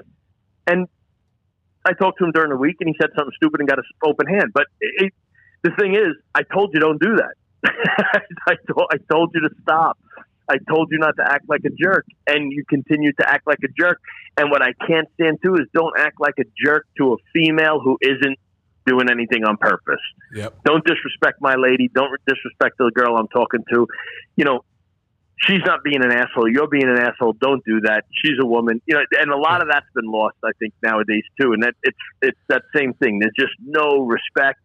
And well, especially like a lot of it in your situation, your chick was, you know, I don't know if she still is, but at that time she was a bartender, and you know, yeah, she was. Yeah. Those, you know. Yeah, that chick is just at work. Leave her alone. You know what I mean? Right. She's at work. Leave her alone. and I understood when she was doing that. I understood, like, that's what you got. You know, that's how you make your money. You know, I mean, shit. That's how I met her. Some dude's gonna ask her out. I'm not gonna get mad. I mean, the dude just made an attempt. He don't know. Yeah. You know what I'm saying? But if I'm out there sitting with her and you're gonna be a dick, or someone's gonna call her a name or something, that you know, now you're kind of pushing the limit. And the thing is too, it's like, you know, you're told not to do it, and you're told just act accordingly. But nowadays, you know, people say it. People are just getting too fucking comfortable because no one's getting hit. Because if you hit somebody, I'll just call the cops. I'll just call the cops. Well, I mean. You know what's sad though is even if they don't call the cops, someone around filmed it and is calling the cops. Yeah, it's like, come on. Right. But you know, just another little PSA to throw out there. Lately, with this COVID shit and the fucking defunding the police, cops ain't really working that hard. So watch them out. Yeah. They ain't gonna be so quick to respond to your call. You know? No. I spoke to one not too long ago over something, and he went, just go in the house. I don't really want to do this paperwork. We're defunded to a certain extent. Yeah, I'm not getting overtime. in his words, where it's a catch and release program. Yeah. But yeah, I mean, still, it comes with the territory, I guess. Fuck it. Well, yeah, man, I'm stoked that, at least, like, and we know other dudes that got shops, but like, I love that we both have like very old school style shops and trying to keep that tradition going. And I get excited when I see like, there's some dudes around me that got shops that, I feel like are the same type of thing. And like definitely shout out to Easy Company and them dudes like in Worcester, like they got some their shit going on up there. And it's cool to see like, younger dudes doing some like old school like shop stuff and I hope it keeps going. I know it always will to some extent, you know what I mean? And it's the same thing with the tattoo world, man. Like, tattoo shops used to be fucking pirates then. Now it's like fucking going into like fucking Hot Topic in the mall or something like, and it's like and if you're a little grumpy, people get all upset and they're like, "Oh, I can't believe you." Yeah. So you're in a fucking tattoo shop, fucking asshole, you know what I mean? Like you're not in a fucking I'm just a collector of artwork. Yeah. And it's like, whatever, you know what I mean? But there'll be shops that cater to this ain't the shop for you. There's a shop down the road that or wherever that'll be more your lane, and maybe you should go check them out. And they'll that's the same thing here. There's guys that I've had customers that come here and they were happy with the work, but they didn't come back because they didn't like one thing or another. And again, it's not like you walk in here and there's a fucking bar fight going on and naked girls dancing around it. Yeah, but that's what's just in here working. But you know how people are, and when it's people talking on the street, that's what it turns into. Like, oh man, blah blah blah. Right. People who never even step foot in your shop are like saying that it's a fucking Animal House or whatever. I've heard the rumors. I've been places where someone's either straight out asked me or told me they've heard and it's funny, we laugh about it, and in a way, it's like, cool, yeah, if that's the reputation and that's what you heard. But I'm like, seriously, dude, do you think I'd run a business if it was just like a bare knuckle fight in the fucking parking lot every night? Like, that's not how it goes down. It's not like a person walks in and goes, "Oh, I need my tire changed," and I jump up and punch them in the head. Like that's not what it is. We don't have like 15 underfed pit bulls pulling at chains and fucking guns and everything. Yeah. It's not like that. It goes out there and like I said, we get our share of club traffic too. So that sometimes that bugs people out. But I'm going, dude, it's the same thing. These guys are not coming in here with loaded machine guns and shooting the place up, all night and yelling. It's not like the scene from Dusk Till Dawn at that bar. That's not this shop. You know what I'm saying? That's not the shop. We're really in here working and enjoying ourselves, and we really do have a passion to build great motorcycles. And it's the one thing I love to see more than anything is when a customer walks in and they see their bike and their fucking face breaks out in the biggest smile and they're just happy as fuck to like, oh dude, this is exactly what I was thinking, and get on that bike and they fire it up like, you do an exhaust system on a bike, you do cams in a bike, and someone fires it up and they hear that noise and it's just, you see them look at you with this huge smile. Yeah. That's what makes our day. That's the greatest fucking thing ever. Absolutely. 100%. Is to see that, and to have, like I was saying before, when that customer comes back and you go, how is it? Or you get that text later on like, dude, fuck, man, this fucking thing runs so great. I'm so happy. Or they come in the next time and say, this runs great. What can we do next? And it's like, that's what I like to see.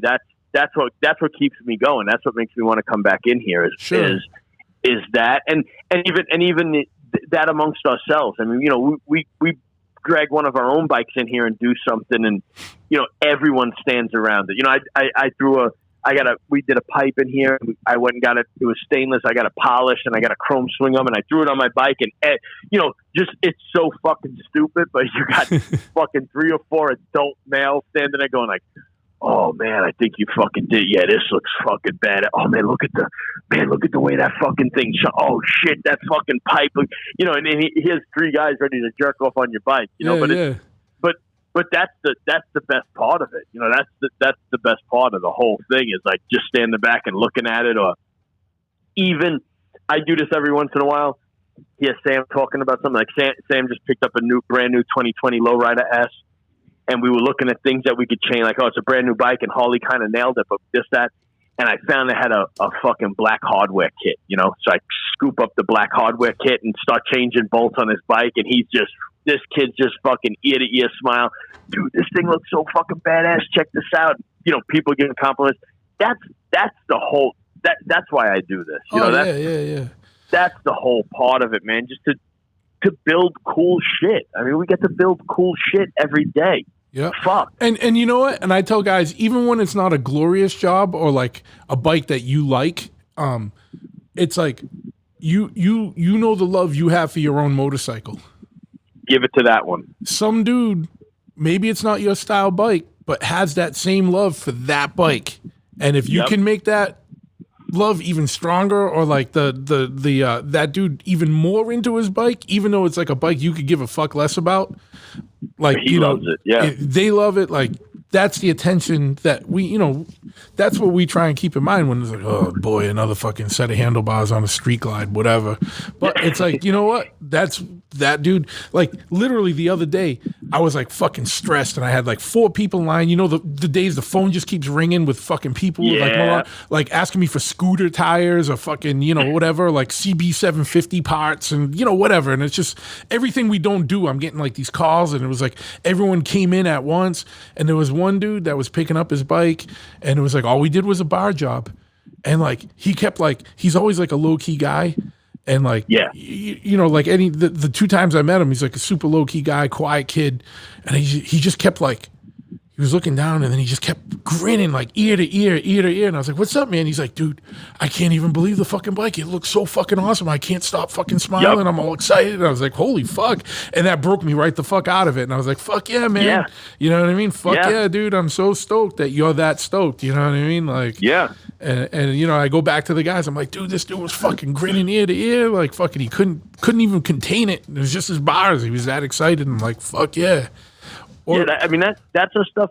I'll be honest. I don't think we've really ever had a customer really leave here dissatisfied with something we did. They may balk at the price, or, you know, not be happy with, you know, how someone. But I don't think I've seen anyone ever leave here and be like, I hate the way my bike looks. No, you know, or I hate the way my bike rides. You know, we have had a couple of companies, because I have, you know, a few customers who have a name, where they threw us apart and said, here, throw this on so and so's bike. I mean, I had Shane. We threw an exhaust from a certain company on his bike, and Shane rode home, and he came back the next morning and said, put my Thunder header back on. I hate this. But you know, that we're trying something out. Yeah, sure. We weren't. That was a little, you know, R&D. we weren't doing it.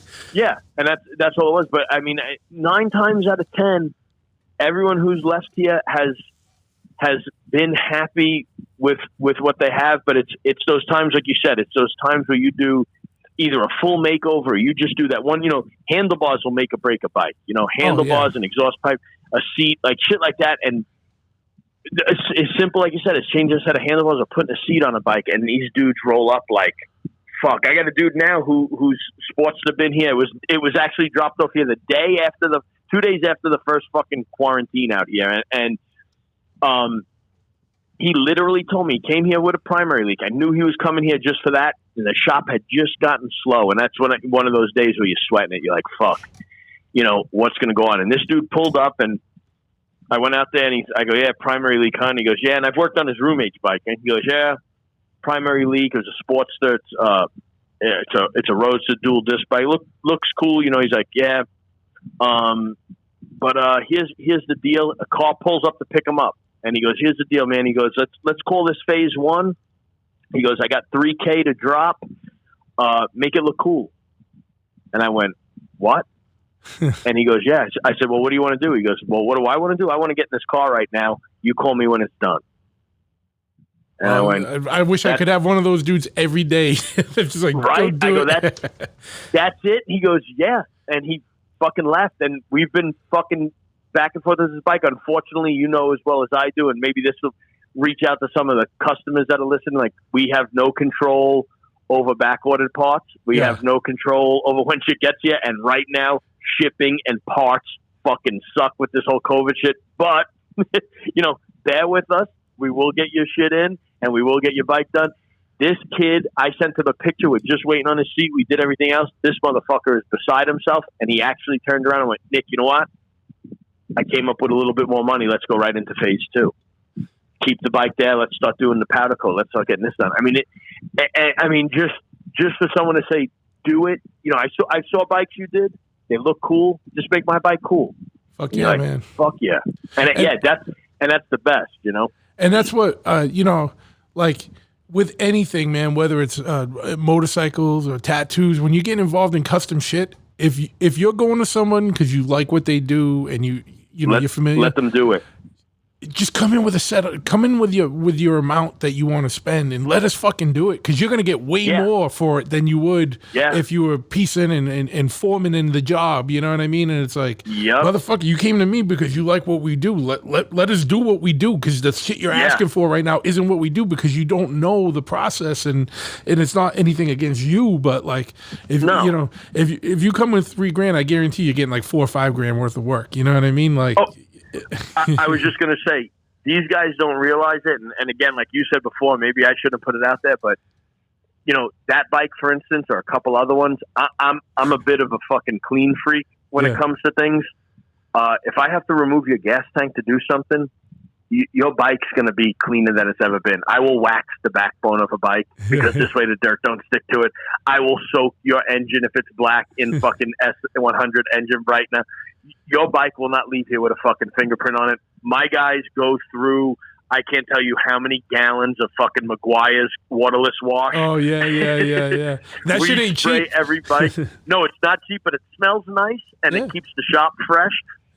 We go through gallons of that shit. Every bike leaves here wiped down. Even when guys will be like, hey, man, you don't have to wipe that down. Your bike's leaving here clean. For 2 reasons. One, I don't want my fucking fingerprints on anything because I don't know what you crazy motherfuckers are doing when you leave my shop, and I don't want to be a part of it. Yep. Number two is you don't want my fingerprints on a fucking bike because you don't know what I've been involved in. Yeah. And I got to take a picture of your fucking bike. So I don't want it looking all dirty and shitty. And I like bikes leaving here clean. If you want to go ride through the mud after you leave here, that's cool. Your bike is getting wiped down when it was here, and it's getting taken care of, like you said earlier. And we say the same thing. Maybe it's not your favorite bike. Maybe it's not the nicest bike. Maybe it's not the cleanest bike. Let's all face it. At the end of the day, it's a fucking Harley Davidson. We know they're not cheap.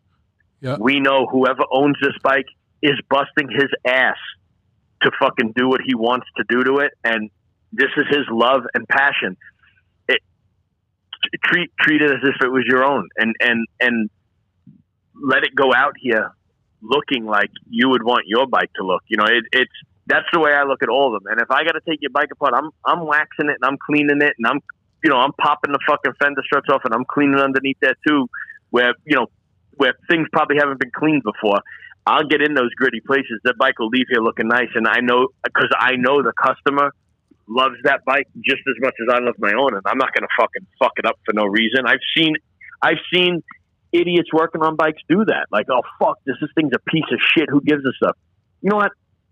To the guy who owns it, it's not a piece of shit. To the guy who owns it, he likes it. You know, he loves that bike. So treat it as so, and give him the best you would give anybody else, because that dude in the long run is probably going to spend a shit ton of fucking money with you. You know what I'm saying? I mean, they're going to come back and get a little bit and a little bit and a little bit. And one day you're going to look back in your wreckage and you're going to go, holy shit, this dude spent fucking $7,500 on that little sports stuff. Yeah. Yeah. Cause he loves that bike. You know, he loves it, and he's going to spend the time and the money in it, you know?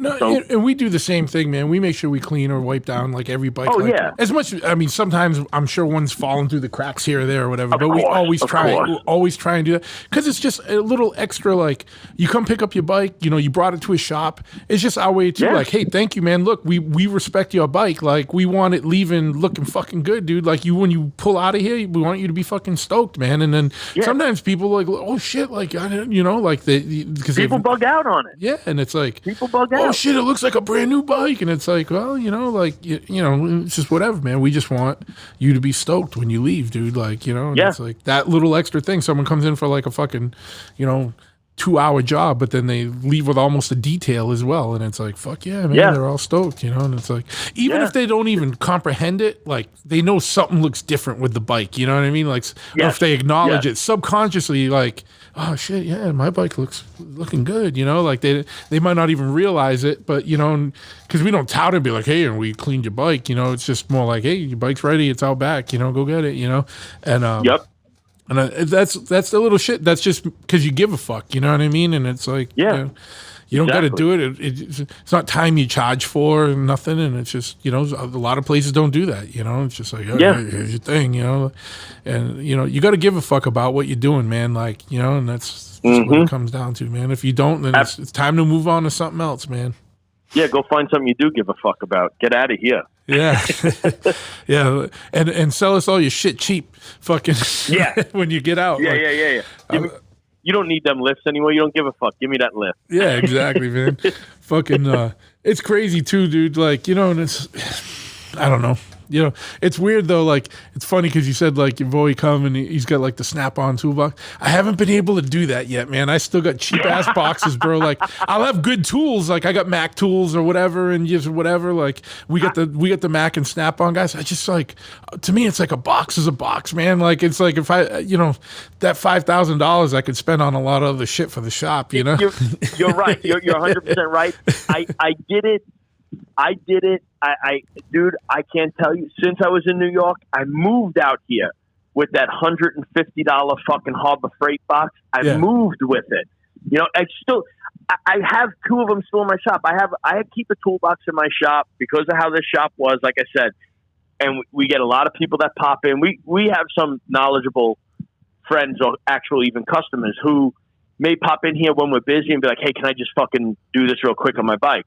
And I mean, Chris Harper, you know Chris, Black Chris. Yeah. I mean, he's Dude's like awesome. that. You know, Chris is a good dude. He worked in the hot rod industry. He's a barber now, but you know, he knows his bike. You know, so he might be around on a Tuesday and pop in here and be like, hey man, I got to do a fucking oil change. And here's a free lift, and I have a toolbox in here that's full. It's a Harbor Freight toolbox full of Harbor Freight tools, but it's for anyone. It's the community box. Yeah. You know. Go ahead. You got to work on your bike. Go ahead. I mean, my box makes me money. I can't, you know, risk lending tools out. No, especially if you got good tools too. Like, you know, like right. Well, yeah. So when the Snap-on guy came at one point, and I was in a good financial place. You know, it was a couple of years ago. I was doing really well at the time, and I was like, you know what? I want a good fucking toolbox. And I told the dude on the truck, I said, let's not bullshit around. What is your bottom line on this fucking price? I know you can buy my $150 toolbox for $5,000 and take it off the price of this box. So how about we just take the $5,000 off the fucking box? And we bargained and we got down to a price that I thought was reasonable, and I bought that box. I mean, don't get me wrong, it's nice, man. Oh yeah. No, I know. I mean, I don't get the chrome Harbor wheels on Freight. that I got better than Harbor Freight. I just don't got a Snap-on box. Yeah, I know. I just bought the box, and when Sam was working here, he came into a little bit of money, and the dude on the Snap-on truck, they had a deal going. It was a display box. It came with a roller. It came with $2,000 of tools off the truck. Oh, cool. You know, so he was like, "Fuck, I'm going to do this." Oh yeah, not only that, they unload the fucking box, and the guy goes, "Oh, I have the top. I have to get it at my house." So he leaves with the truck. Sam goes, "Hey, can you come out here for a minute?" I go, "What's up?" We're out in the parking lot, and he opens up the drawers of the box. They never cleaned the box out as a display box, and it was like probably another $3,000 worth of fucking tools in the box. Yeah. I go, start taking that shit and put it in the back room. This guy comes back and pops the drawer. So yeah, so he made out like a fucking bandit. But you know, this sounds a little fucked up and it sounds a little corny, but you probably see it too.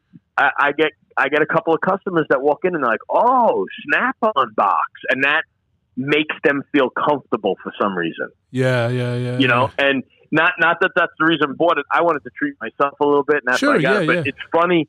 It's funny how they come in and it worked out that me and Sam have the same box, just different colors. But people, ooh, look, you got Snap-on boxes, and they think, you know, because of that it's a better shop. But whatever, it's like, hey, if that's gonna help, that's fine. But hey, yeah, man. I treated myself, and it took me a little bit to fucking to get that bill paid off. But It is nice. I have the Epic series with the fucking chrome wheels on it and the whole shit. I'm set up. Fuck yeah, Stainless man. steel top, the whole nine. Did it come with a pimp is chalice? yeah. It should have. It should have came with someone that come in here and fucking pull my dick every once in a while too. But I mean, you know that, and there are tools. Yeah, there are tools that I grab off that truck too because you just need good tools. You know. No, absolutely. Yeah, we don't skimp out on tools. We don't skimp out on tools. I just like the box. I'm like, it's just a tough shot. I'm like, I got a box, everything sitting in it. You know, like if it ever fucks up, I'll fucking, you know. We got a Mac guy and a Snap-on guy, and I don't know, fucking. Now you got me feeling all inadequate. Like I gotta go have a fucking fancy box. I mean, come on, man. How could you be my mentor and I have a better toolbox than you? Dude. Well, but dude, yeah, I know, dude. And you know what the best thing about those trucks are? Like. It's crazy, man. Like even the electric, you know, like the cordless drills and shit. Like, yeah, it's like people don't realize this. Like, there's like the Milwaukee or the DeWalt thing you get off the truck is a different grade than the one you go buy at Home Depot. There's like a commercial grade. Even like my lawn tractor, like I have the John Deere. I have a John Deere for my lawn, but I have like the real John Deere from like not the Home Sears. Depot. Yeah, because they make them with cheaper components. It still says John Deere on it. It is still a John Deere, but like the box stores want things at a cheaper price so they can still make their profit on it. So like they make a commercial versus like a store version. And so the shit you get, like, dude, I got a Milwaukee drill off the fucking Mac guy, and I'm like, how the fuck did I ever go without this fucking thing, dude? Like it's like I'm like drilling holes. I like, you know, I make a bunch of aluminum oil tanks and I'm just fucking hole sawing right fucking through them like nothing, like fucking butter, dude. And I'm like, fuck, dude, this is so much different than the one I had before, you know? And it's like, and that shit's worthwhile. It's a whole other thing, you know, again, with you know, guys, I had a dude come in here, he wanted to apprentice here, right? And I got my tools, I've been doing this my whole life, and I went, all right, I go, before you bring your tools in here, because I don't know how much room we have, you know, let's see what you know. And he came in here, and this dude he didn't do this his whole life. I think he just started an hour after he tried to get here. And when he brought his tools in, it was, granted, it was his tools, but it was one of those little boxes you buy at Lowe's, like, you know, full of those Cobalt tools or something. And that's fine. Dude, at least you had something, you know, I know what you're getting at. But what people don't understand is, it just in tools alone, there's a shop by us that a couple of years ago got robbed. That dude, out of two top drawers of two toolboxes, lost over $170,000. Oh yeah, just the two top drawers. You know, you don't realize in specialty tools alone. Yeah, and you want to, you know, guys, but I'll do this cam job on myself. Yeah, you got that bearing puller? Yeah, I'll go buy exactly. One. And then they're like, oh, dude, the gym's tool is like $600. Yeah, exactly. Yeah, $600. You're going to do one job? Yeah, no. And then they wonder why. Well, can I borrow yours? Fuck no. Oh, hell no, dude. Borrowing shit from me, dude. Yeah. Get the fuck out of here. But it's crazy. I mean, what you're going to spend in tools alone, that was, you know, when I was doing it in my garage, I had a little 4.5-inch grinder and a fucking Hobart MIG welder. And, you know, you could build a little chopper. Cool, yeah. Not doing the shit we do now. I mean, fuck, Ari's got a CNC'd fucking frame jig, and we got a fucking tracer machine that was like one step under CNC, and I'm so jealous. I tell everybody about that fucking tracer machine. I'm like, I want one. I don't even fucking know what it's called. It was like the precursor to the CNC, and I was like, you fucking draw it like with a fucking pencil, and it fucking you trace something, and it fucking cuts it the fuck out, man. Like I'm like, yeah, it's the best thing. I mean, for making brackets and dumb shit, man. Like, anything, tabs, that's one of the things that set us different, and it's different about our shop. Like I said, there's a lot of motorcycle shops around here, and I work hand in hand with a lot of shops. I'm not putting anybody down. I mean, shit, we go back. There's a shop right on the back side of me. We share the same fucking wall. I mean, we share accounts. We do different things together. Yeah. Our shop, which makes our shop a little different, that this is a full fabrication performance shop. You come in here, you want something done to your bike, we can do pretty much anything. We make our handlebars. And when I say we, I'm talking about me and Ari. Even though we're separate entities, I speak of us as one because we share the roof and we do a lot of things hand in hand. We make our own handlebars. Ari makes handlebars. Ari makes frames. I mean, for whatever it is, either do a repair or to build a frame. We could do that all in-house. You want a custom bracket? We make it. I mean, I do. Yeah. I can't tell you how many chopped thunderheaders and custom brackets. And again, I mean, if one or two of them came back with a crack, and that's because these dudes beat the living shit out of these bikes, and then we'll fix it. I stand behind everything I do here. I mean, I'm the captain of the ship. I go down with it. But I mean, we make our own MX bars in stainless steel or mild steel. We make our own fucking exhaust pipes. You got a pipe, you got a part off of this bike, and you really want it on that bike, and they don't make it. We can make it work. Yep. And it's what sets us different than other shops. Is you go into another shop and it's what they do. Great. I'm not putting anybody down. You want a part for that bike? It's a 2009 FXDB, and Drag Specialties has this part, or fucking Hard Drive has this part. That's cool. But you get a guy who says, man, I had this on my other bike. I love this fucking part. They just don't make it for my year. Why? Oh, because the fender's a little wider, or this is a little different. Okay, fine. Fuck, let's cut it here. Weld this. Let's make this. Or shit, I'll cut out a whole new bracket. We could drill a hole here. And again, customers are like, wait, what? I went to 3 other shops and they couldn't do it. And I go, it doesn't mean the shop is bad. It's just we have the capacity, the advantage. Yeah, the advantage and the capacity to do this. I mean, fuck. Ari came out of the off-road industry. I mean, I don't care what anybody says. That motherfucker is the best motorcycle fabricator you're going to see in this day and age. The dude's a fucking badass. Not only can he fucking weld and put things together, we joke around and we joke in the shop, and it's like, if you need something made or you want something, customized, I go, just put it on Ari's table. And Ari will come in, he'll be working on something and be like, what's this? And we're like, oh, we were talking about it before. We needed to fix that, fit this. And he'll put it down. But if it's sitting on his table long enough, he starts thinking, he walks over. So what's it got to fit? This motherfucker can do it every time. He's got that brain. That's the way he works. Fuck, bend me up these handlebars. Motherfucker nails it every time. I've never handed something back to him and say, no, this isn't what I was talking about. We have that capacity to do that here. Yeah. If somebody comes in here and wants something, if I can't figure it out, I guarantee that motherfucker figure it out, or we'll figure it out together. Yep. And it's outrageous. And we're just the 3 of us, me, him, and Sam. We sat here and like I said, we have a whole nother fucking shop full of parts and storage. And we said, man, let's collaborate and build a bike. And we're going to build a shop bike. The 3 of us. Who's pitching in on this? Who's pitching in on that? And I can't wait to get it cracking, because it's like, we got 3 different minds that are coming together, and Ari's going to do a bunch of fabrication and some work on the tins, and Sam's going to build the motor and tranny, and he got things, he's got to hook up with his uncle at the cryo heat, and everything's going to be fucking micro polished and cryo heated, and the motor's going to run cooler, and it's just going to be a badass thing. And I mean, guys like Bare Knuckle Paul reached out and he's like, hey man, I want to see one of my parts on this bike. Like, here's my narrow glide 49 millimeter front end. Throw this on this fucking FXR. Let's see it get badass. And a couple dudes reaching out and throwing a part here and there. And we're gonna do this fucking this badass bike, but it's gonna be cool to have 3 minds sitting here going, well, let's try this, let's try that, let's try this. Because some shit'll come up like organically, like that's bounced around between you that maybe one person by themselves wouldn't have thought of, right, because you got the seed of an idea and someone fucking was like, oh yeah, but this, and then it's like, oh shit, yeah, and then blah blah blah. And that's the fun part of shit, man, for sure. That's the great part of it. And again going back, and we've touched on it a million times, but it's we got Sam involved.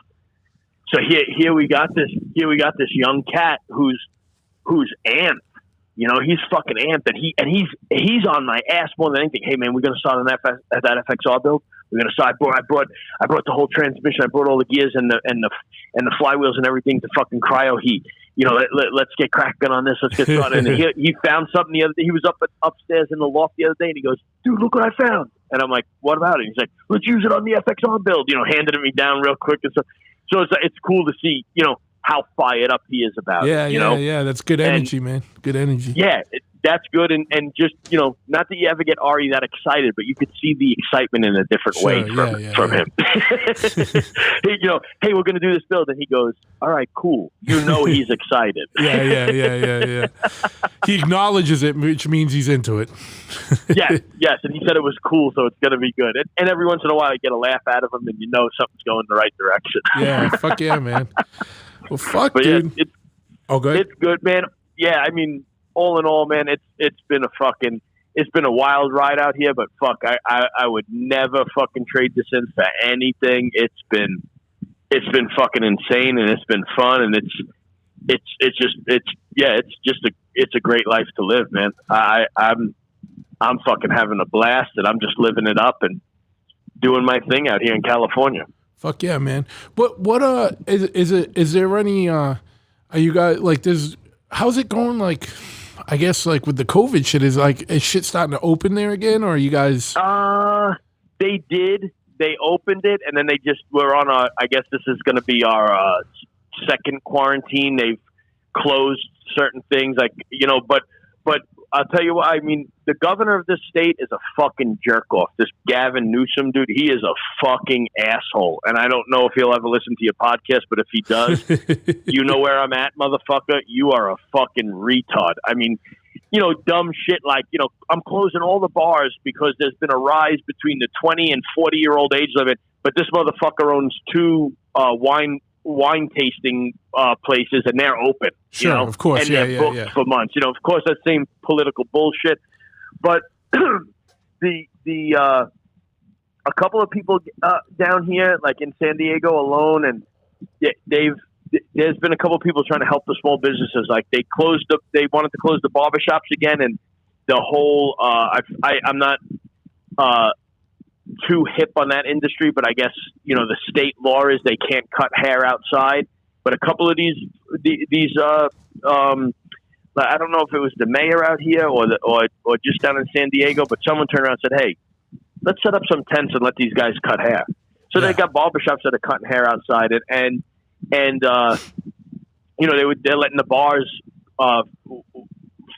throw out onto the sidewalk. So all the bars are open with tents over their parking lots, or restaurants in the parking lot. Me and B went out to eat the other night at a place local by us, the Flying Pig, and it's all outdoor, and it's funny that they're booking their fucking ocean view tables. It's because out on the corner is a table that you can see right over the train tracks and see the water, but they're doing that, and I give it up. My gym, Metroflex in Oceanside, the guy who owns it, this guy is Louis Uradell.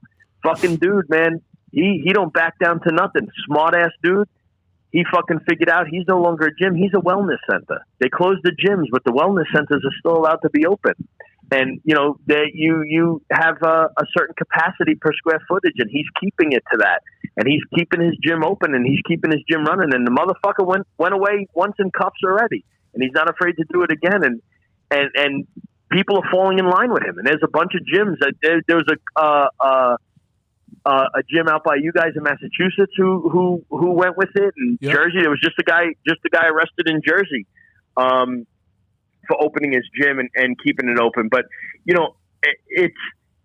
it's weird. I'll tell you this much from my own perspective. I put myself out there as a pretty resilient guy. I could deal with quite a bit, and I don't let shit really bother me. But I will say this: I walk into a fucking 7-Eleven and I get thrown out for not wearing a mask, or if I walk into a store and everyone's wearing masks, it's kind of fucked up. It fucks with you, and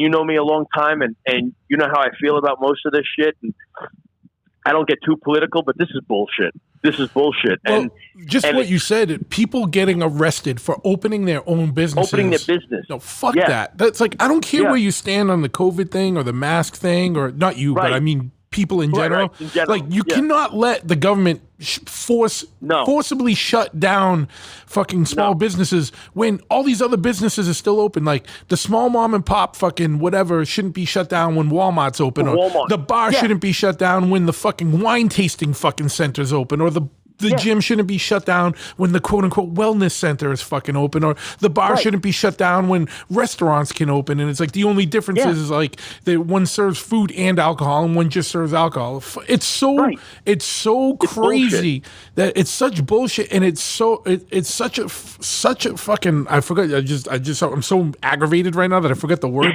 but it's so like oxymoronic. Like it's like you can't see through the bullshit of this. Like certain people are profiting off this, and whether it's just government bureaucratic ineptness, or if it's something more sketchy, like neither is fucking acceptable, and people should say fuck you to it. Like, you know what I mean? Like, no, you're not shutting me down, motherfucker. Fuck you. Like, I pay my taxes, I pay my mortgage, I pay this and that. Like, fuck you, dude. And I don't want your fucking handouts. Like, I want my fucking business, you know? Like, crazy. When they did the first quarantine here, right?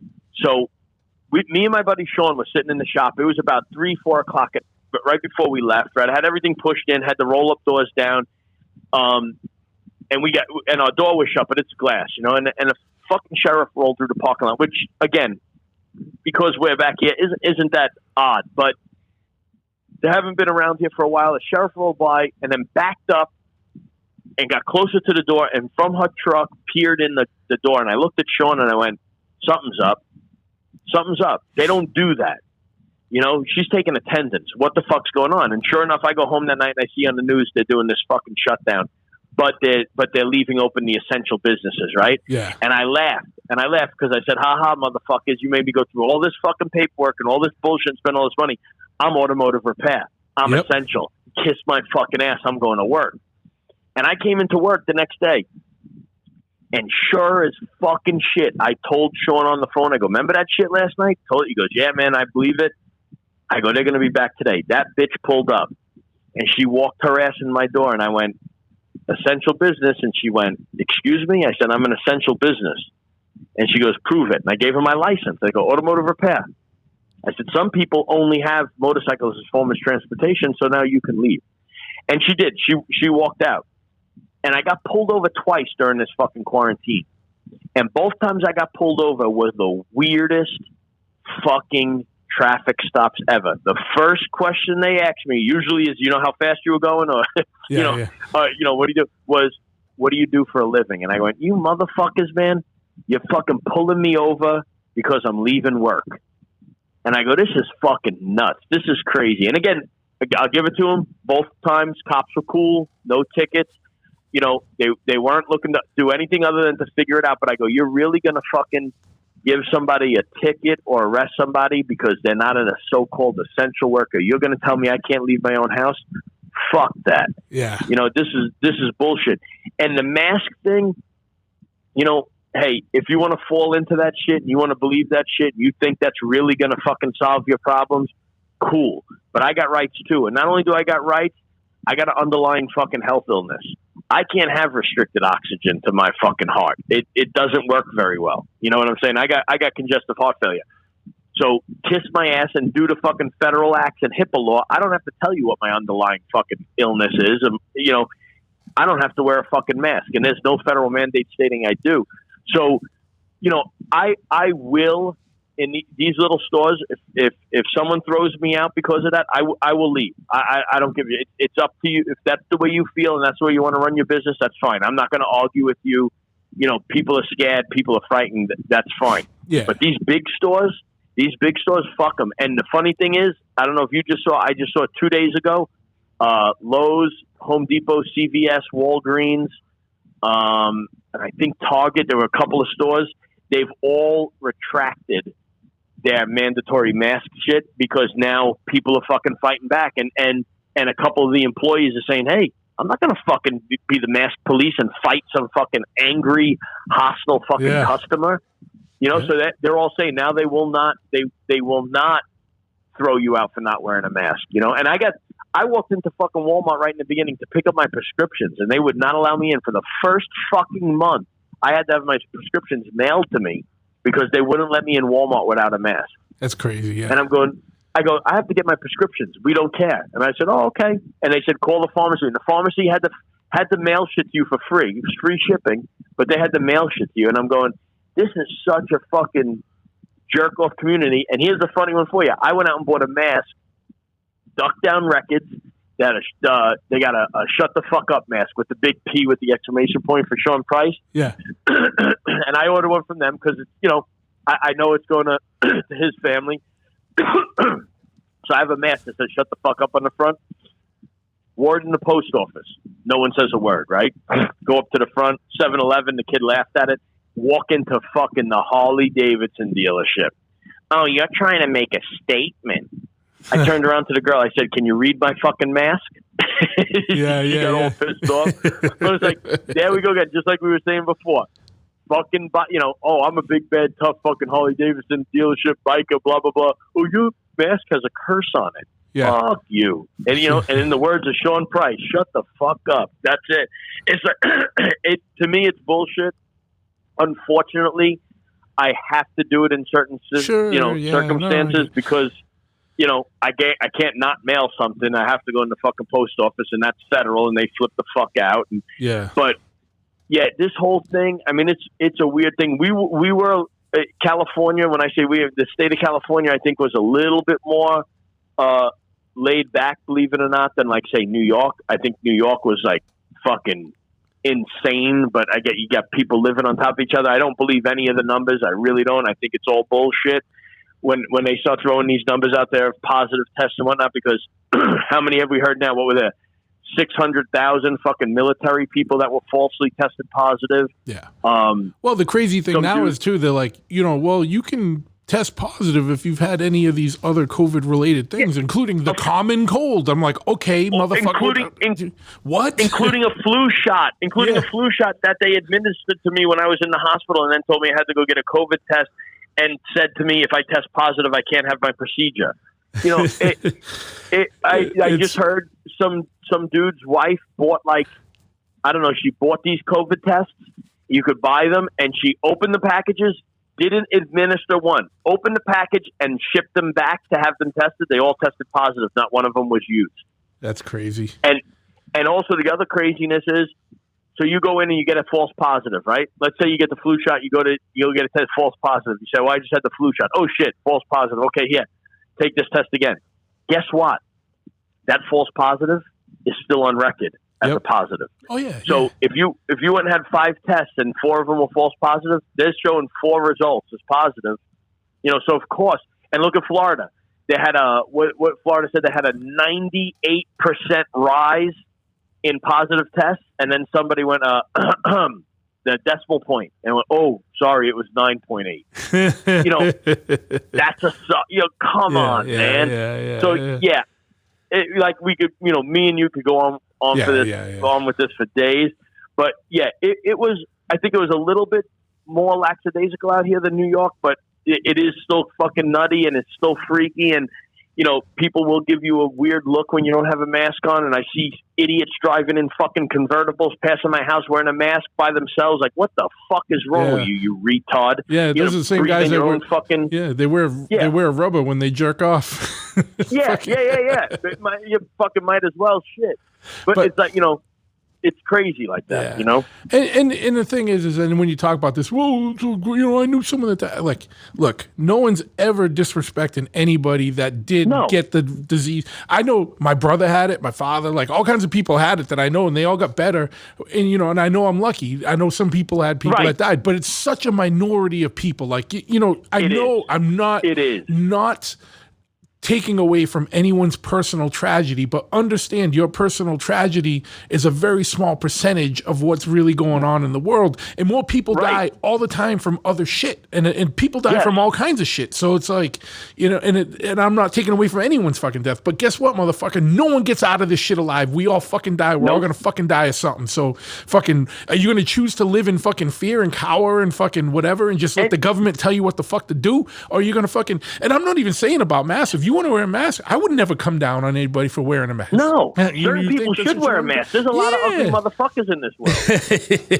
But the crazy thing is people putting like fucking shirt sleeves on and fucking bandanas. I'm like, you really think that's going to stop the transmission of a fucking disease? You ever see what a virologist fucking wears, dude? None of these masks are doing that. Like we know a dude that works for UPS and he got in a fight with his manager because his manager's like, you got to wear a mask while you're at work. And he's like, why? And he's like, well, to prevent the spread of COVID and blah, blah, blah. And the guy's like, and he's holding the masks and he's like, these masks. And he's like, the manager's like, yeah. And then you look at the mask on the box of the mask, it says, will not prevent disease or fucking virus stuff. And he's like, I got to wear this to prevent the disease, even though this mask says it doesn't. Yeah, well, it's still policy. You got to do it. Oh, yeah, all it's doing is calming down the masses. Some dude did a video. He was walking in the store. He had a wire. It looked like off a hockey helmet. It was like a wire mesh mask. Yeah. And he said, no one said a fucking word to me. He goes, if I took it off, someone said you need to wear a mask. If I put that mask on, no one said a word just because it was something on his face. He goes, it's wire mesh. There's no material or nothing. You could see and hear speak right through it. Yeah. It's crazy. They gave so when I'm gonna go get a fencing mask and start walking around. That's basically what he had. Yeah, there's a fencing place right around the corner. I could get you one from there. Yeah, well, let's talk. I was thinking about going there and taking lessons just for the fuck of it. They gave me one of the masks that actually is supposed to work, because I was in the hospital. Sure, yeah. And they gave me one of those. I don't know if it worked. I wore it a few times. I wore it on the plane when I had to fly out to New York because they made a big fucking deal because some fucking asshole two couples stood up, started raising fucking hell about it. These guys aren't wearing their masks. Nobody's abiding by the fucking rules. And again, I have an underlying issue. And no one wants to hear that. No one wants to hear that. No. But I just saw a video now where some guy actually proved it that the fucking captain had to come out and he made an announcement. If anybody on this plane feels unsafe, you can get off and leave. They can't federally, because flying is federal. They cannot go against the federal mandate.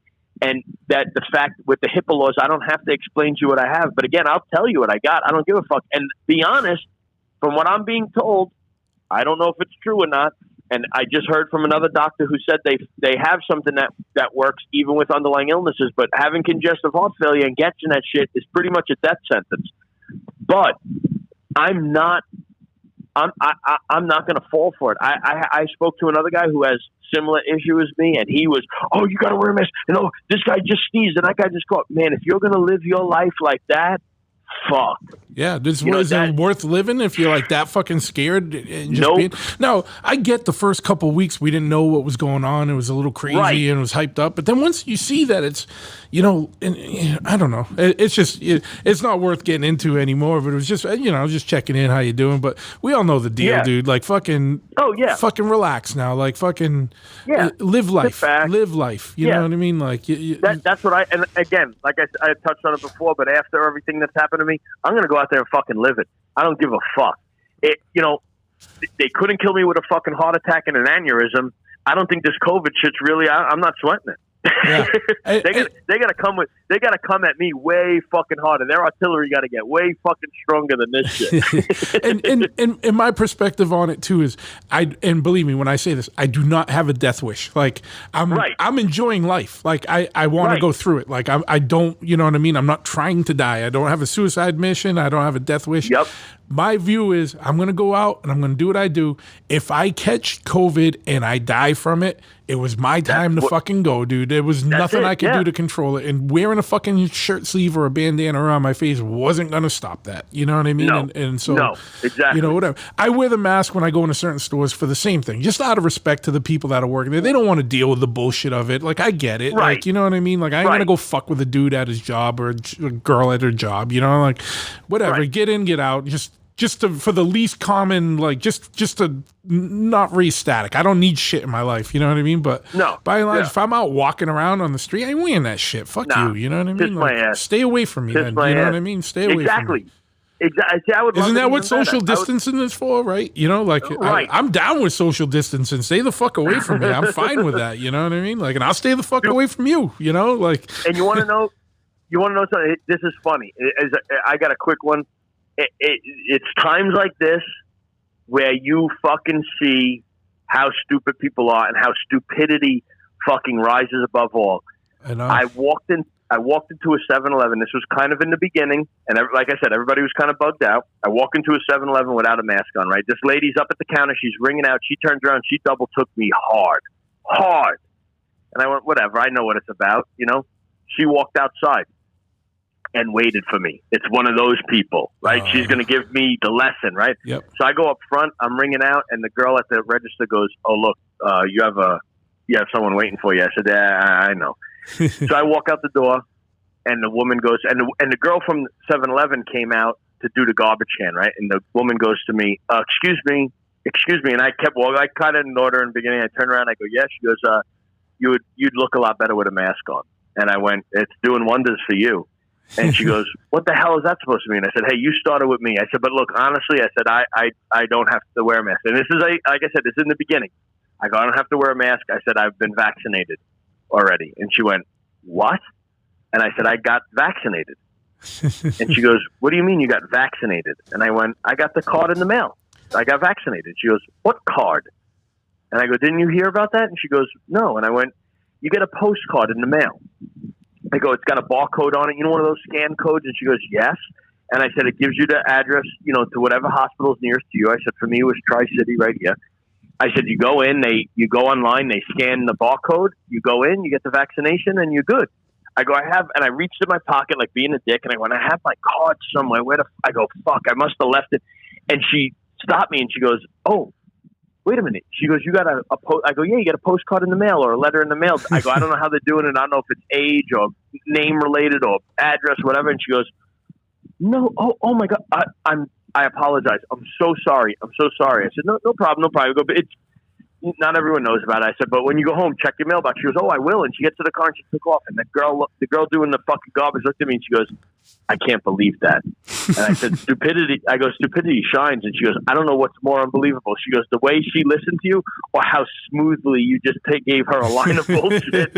And I go, "You see how fucking stupid people are? She's believing some idiot dressed up. I mean, I'm filthy in my work clothes. You know, just because I was getting in like a decent car, maybe gave her a little bit more of settled her mind a little bit that I was." But she's believing some fucking idiot who just walked out of fucking 7-Eleven with 5 Red Bulls in his hand that I was vaccinated, you know, on a fucking disease that they don't even have. They still to this day don't have a vaccination. But she must be at home waiting to fucking see me and kill me again if she ever seen me. Like, they're still working on a fucking vaccination. This asshole told me he was vaccinated. You know, Dude, the crazy thing too is, I mean, out here there was like Baker, the governor of Massachusetts, like, well, certain things aren't going to open until stage 4 or whatever until we have a vaccine. I'm like, what? I'm like, there's no vaccine for the flu yet. That is like, I mean, there's flu vaccines, but there's none that encompass every flu, like, you know what I mean? Every strain of flu. There's no vaccine for the common cold. When do you think we're going to get a fucking vaccine for COVID? One's just going to get pulled out of our ass in 3 months? Like, you can't do that. You can't put a business on hold indefinitely and pending the development of a fucking vaccine. You know how much work and time and trials has to go into the development of a vaccine? Like, there's nothing even if they made one today, they wouldn't be able to release it for fucking months because they'd have to do so much fucking clinical testing on it. Like, you're going to tell someone they can't open their business until there's a fucking vaccine? Fuck you, dude. Like, you don't know what you're talking about, or you're a fucking asshole. Like, you know, that's all it comes down to. Look, they put up, there was that one thing that came out that said they feel that the virus is disappearing too fast for them to even come up with a vaccine. Yeah. And then that woman, that one female doctor, she studied out of West Africa or whatever, she was on she came up and she said she's been using this hydrochlorine or whatever the fuck the name of it was. I don't remember. I'd have to watch it again. Yeah, I saw that today. But she said she's been treating patients with that with positive results. She had one death on her hand that she said wasn't even due to it, even though the person was positive for COVID. That wasn't the death wasn't related to it. But it took about 7 minutes till the first meme trying to discredit her came out. I've already seen memes about it, and I'm like, all right. And that's like, of course, everyone gets their news from memes now, and that's like, all right, that's about the depth of people's fucking, whatever. That's the thing too. We could go into for hours. Yeah. Journalism nowadays, it's being taught, and you read an article and read the end. It'll say of opinion. journalism nowadays doesn't have to be based on fact. You could write whatever the fuck you want as long as you state in the bottom in the small fucking print, this is my opinion. Yeah. And people are reading articles going, oh, look what I just read. Yeah, this is from some jerk off who has no fucking idea what he's talking about, saying, yeah, I think COVID is due to this. Stick it up your fucking ass and your man bun. I don't give a fuck. All this fucking horse shit, hipster bullshit, forget it. Yeah. Forget it. It's ridiculous. It's ridiculous. And I think as much as people want to hear two fucking assholes with fucking East Coast accents get hyped up about this shit, we're already over 3 hour mark here, bud. We'll do another one another day. We got to do one in person because it's going to be this was awesome. We talked about a lot of shit. I think people have a little more perspective. In person would be great. Yeah, have a little more perspective on, the realities of a motorcycle shop in 2020. Yeah. But we got to do another one. We'll do one, when travel kind of can resume a little bit more or whatever. I definitely whenever you want, you come. Like I said, you got a place to stay on the beach. We got the fucking shop. We would do a fucking podcast in this shop that would be so fucking epic. All podcasts would have to end. I know. I'm gonna have to get like 2 more mics. You know what I mean? Like, and then we'll come out. I come out. We'll do it, and we'll get fucking retarded. Yeah, and we won't start it. We got to make it like it won't start till 3 a.m. You know what I mean? Oh.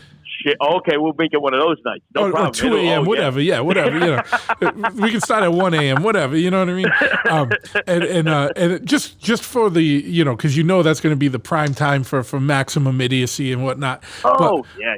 But dude, in the dumpster, the whole 9. Oh, fuck yeah, man. But dude, it was fucking good catching up. I know we talk here and there and everything, but I definitely, it was good, though. It's definitely past due for I got to come out or you got to come out this way, but and we'll do that soon, man. And we'll definitely do next one face to face. And hell yeah. And this was the 25th episode, so I wanted to make sure, I don't know, 25 is not I know it's not a big milestone, but I guess it's like a quarter. It's a quarter. It's the first kind of milestone in this. I was like, I'm fuck honored. yeah, you have Nick, fucking old friend, and I haven't had as much motorcycle stuff lately, and I was like, all right, I got to bring it back. I got a couple other motorcycle guys lined up. I don't want. I never say anything until it's actually recorded. You know what I mean? And then I got more weird shit coming. And I obviously got more music shit coming. But dude, again, thank you for coming on today.